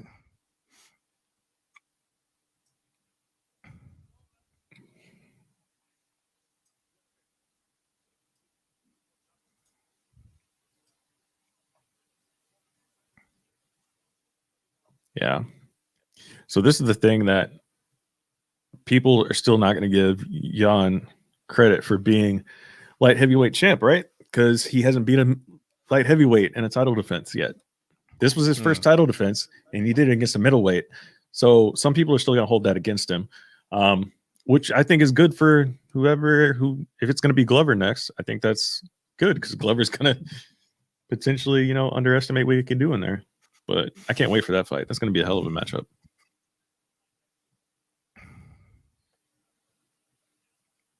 We're talking about what's next in the division now. Glover Teixeira, our next fight. Jan would like to see that.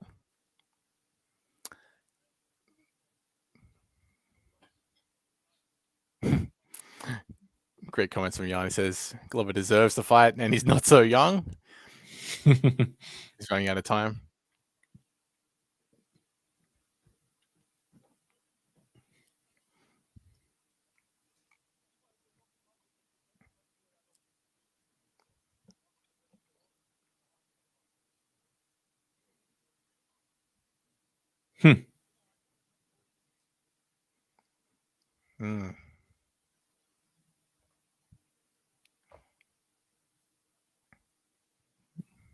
Yeah. I agree with what Senator Valence dropped in the chat. I hope this makes Jan more popular. The dude is so likable. Just listening to this post-fight interview, you can see that coming across for sure. Yeah.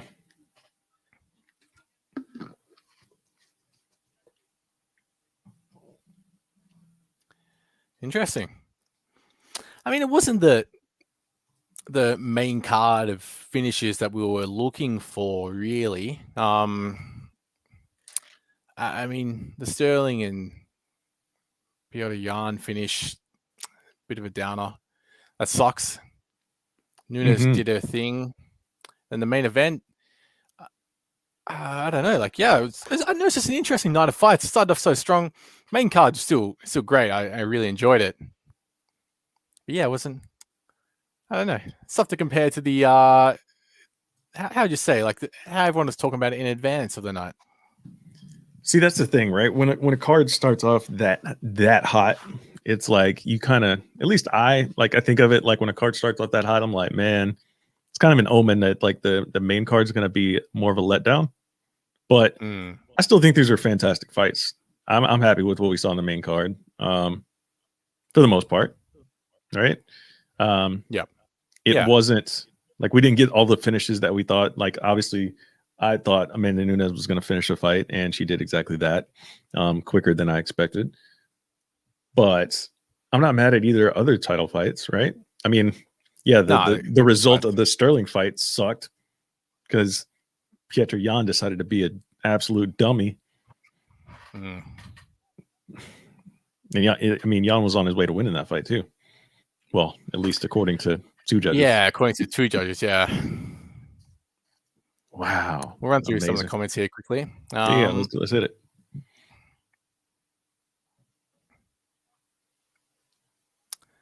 Yeah, Senator Valence, no round was the 10-8 round, but it has to be the 5th, I guess. Yeah. I mean, really strong finish to the fight there. There was a lot of damage impact on what the judges are looking for. Mm-hmm. What do you think about this one, Matt? When he stayed middleweight, Thomas Rouse got a bit too big for his britches. Seemed to got a bit too cocky. I mean, listen, yes and no, because he's a guy that used to fight at heavyweight when he was a kickboxer and won heavyweight fights as a kickboxer. So he's got the skills to compete with those types of guys. But my thing is, obviously, it's MMA, so he has to, if he wants to attempt to go up to 205 again in the future, he's going to have to make that change to his body that he didn't do in this fight. He took this fight as if it was a middleweight fight and obviously just didn't cut the weight. So that's going to be a change he's going to have to do next time because the grappling discrepancy was obviously very clear here. And that's what cost him a fight, with very, very close rounds. Then again, it didn't, right? Because judges gave Jan 4 rounds. Wild. Hmm. It's wild. Sound of Violence checking out. We'll check in with him before he goes. Thanks for joining us the whole way through. Much appreciated. It's always good to have you in here dropping comments. Absolutely. Has been a ton of fun. Off to get hammered and watch a Goofy movie. Wow. Great stuff. We'll be tuning into some of your stuff in the coming weeks as well. So thank you. Much appreciated. For sure, man. For sure. And shout out to everybody who joined us the whole way through. Yeah, it was fun, man. I love doing these. And you know, it sucks we didn't get very many big dramatic reactions because there just wasn't that many dramatic reaction moments. But yeah, I was waiting to give one. I was waiting to give a one that we could capture and share it. Yeah, I mean, I take that back. I think we actually got a few good reactions, obviously, to the illegal strike from Jan. I think we got some good ones. I think we got some good ones from the Amanda Nunes fight. More so, just being like, man, she's just the best. Yeah. But yeah, there was no shocking, like, oh my god, sort of thing. But hey, it can't happen every week. You know, no, that's right. But it is what it is. Yeah. I still enjoyed the card, man. I still enjoyed it. Yeah, and it's still a great night of fights. Yeah.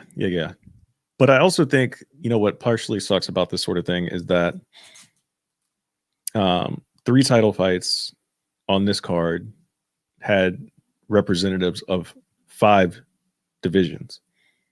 Right. Luckily we escaped from this card with like no serious injuries, it seems. So divisions won't be held up for a while. Obviously, Amanda Nunes, I don't think broke a single sweat. So she's obviously available to return next week if she wanted. Jan, he said in his post-fight interview, he's going to take a little bit of time. So I assume that we can expect to see him back 3rd quarter, maybe fourth quarter of this year. Same with Izzy, didn't take a ton of damage. I would expect the same return time frame for him. It's going to be interesting to see how it plays out. And obviously with Jan and Sterling, they're obviously going to run that back, you would think. And how interesting is that, man? Considering all of the talk about potential matchups in that division, we get the most controversial stoppage sort of thing to where it's going to be an immediate rematch situation. That hadn't even hit me yet, that thought. Like, you're absolutely right. There was a lot of potential there. Corey Sandhagen waiting in the wings. He's ready to go. He's going to be stuck waiting for a little bit longer now. And, I mean, he could be looking at that Dillashaw fight potentially. Yeah. Interesting. I do like that fight, though. I want to see that play out. Oh, I love it. I love it as well. And I think that's probably the fight to make. I don't like the idea of throwing Dillashaw straight into a title fight. And I would have hated it if Petr Yan won this and got away with that one. Just quick one from Sound of Violence just came in. So scoring news before I go. Sean Al-Shadi from MMA Fighting. Yeah. Is he still there, actually? Sorry, he used to be MMA Fighting, I believe. No, he's with The Athletic now, I believe. Yeah, my bad. Vintage report. 2 judges gave Blachowicz the first 2 rounds, and 2 judges gave Blachowicz a 10-8 round 5. Yeah, I'm just retweeting it right now, the scorecard from the UFC news. I might even bring it up on the screen then if I can find that one from you, and we'll go through that together. Just check in. Oh, sorry. Did you see the scorecard yet or not? Yeah, I've got it pulled up. Okay, yeah, cool. I'll bring it up on this. Oh, yeah, gotcha. I got it as well. We'll bring this up on the screen. Share screen. Wow. 2 10-8. I mean, 2 judges gave a 10-8 in that 5th, man. That's wild. So here's the scorecard for the main event.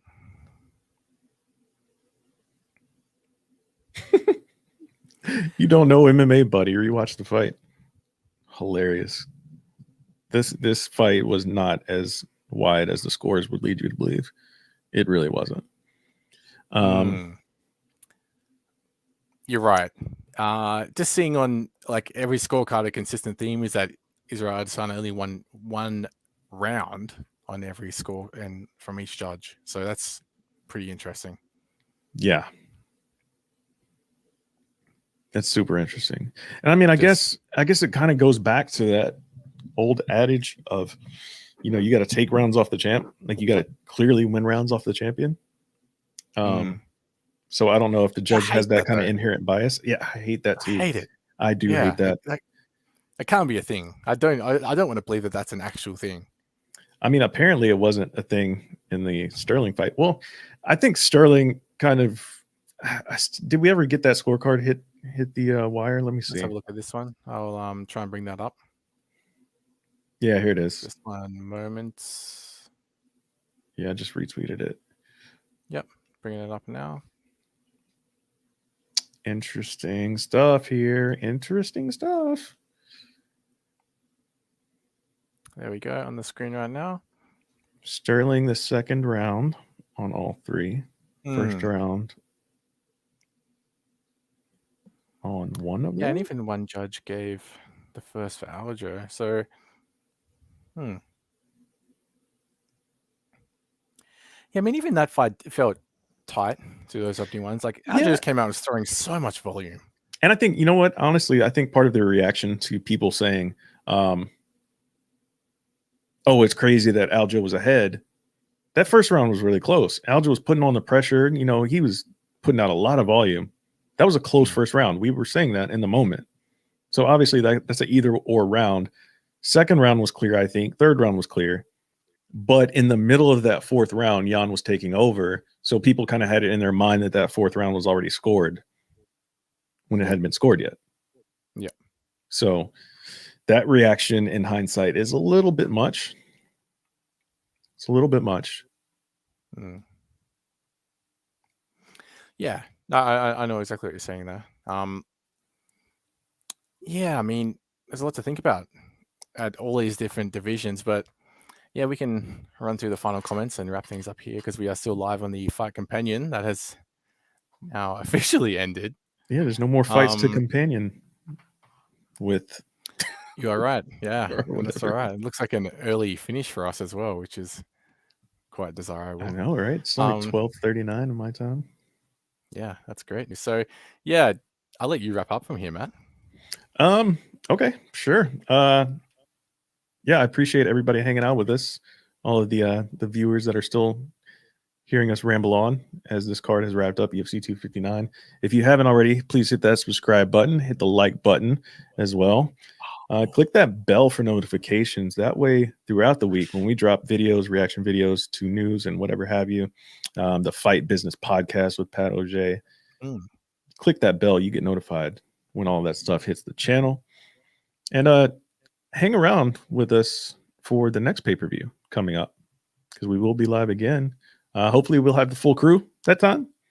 Yeah, hopefully. And hopefully, you won't be shy to get back on camera again because you did a fantastic job. Thank you, man. I enjoyed it. Yeah, it did take away from my on-site duties, though. I just could not do the play-by-play tonight, so that's okay. Yeah, I'm more than willing to get on. This is lots of fun. So, and like I've always wanted to join in on the fun while I'm backstage, and I can't actually talk with you guys while I'm listening to the whole thing. It kind of makes no sense to not actually be in here. So, so yeah, we'll put some good odds on me returning for another show in the future. Okay, very cool, very cool. So I think that'll wrap it up, guys. Yeah, we'll have some more content for you guys hitting the wire. I think early this week, and some more, more obviously more fallout from this event. I'm sure we'll do a separate video just talking about that ridiculous illegal knee. I already want to get Ant Walker on screen to talk about that boneheaded move from a champion now former champion, right? So yeah, shout out to all the winners of the evening. Shout out to you guys for watching, hanging with us. For Jake Nichols, I am Matthew Wells. Till next time, guys. Peace. Catch you later.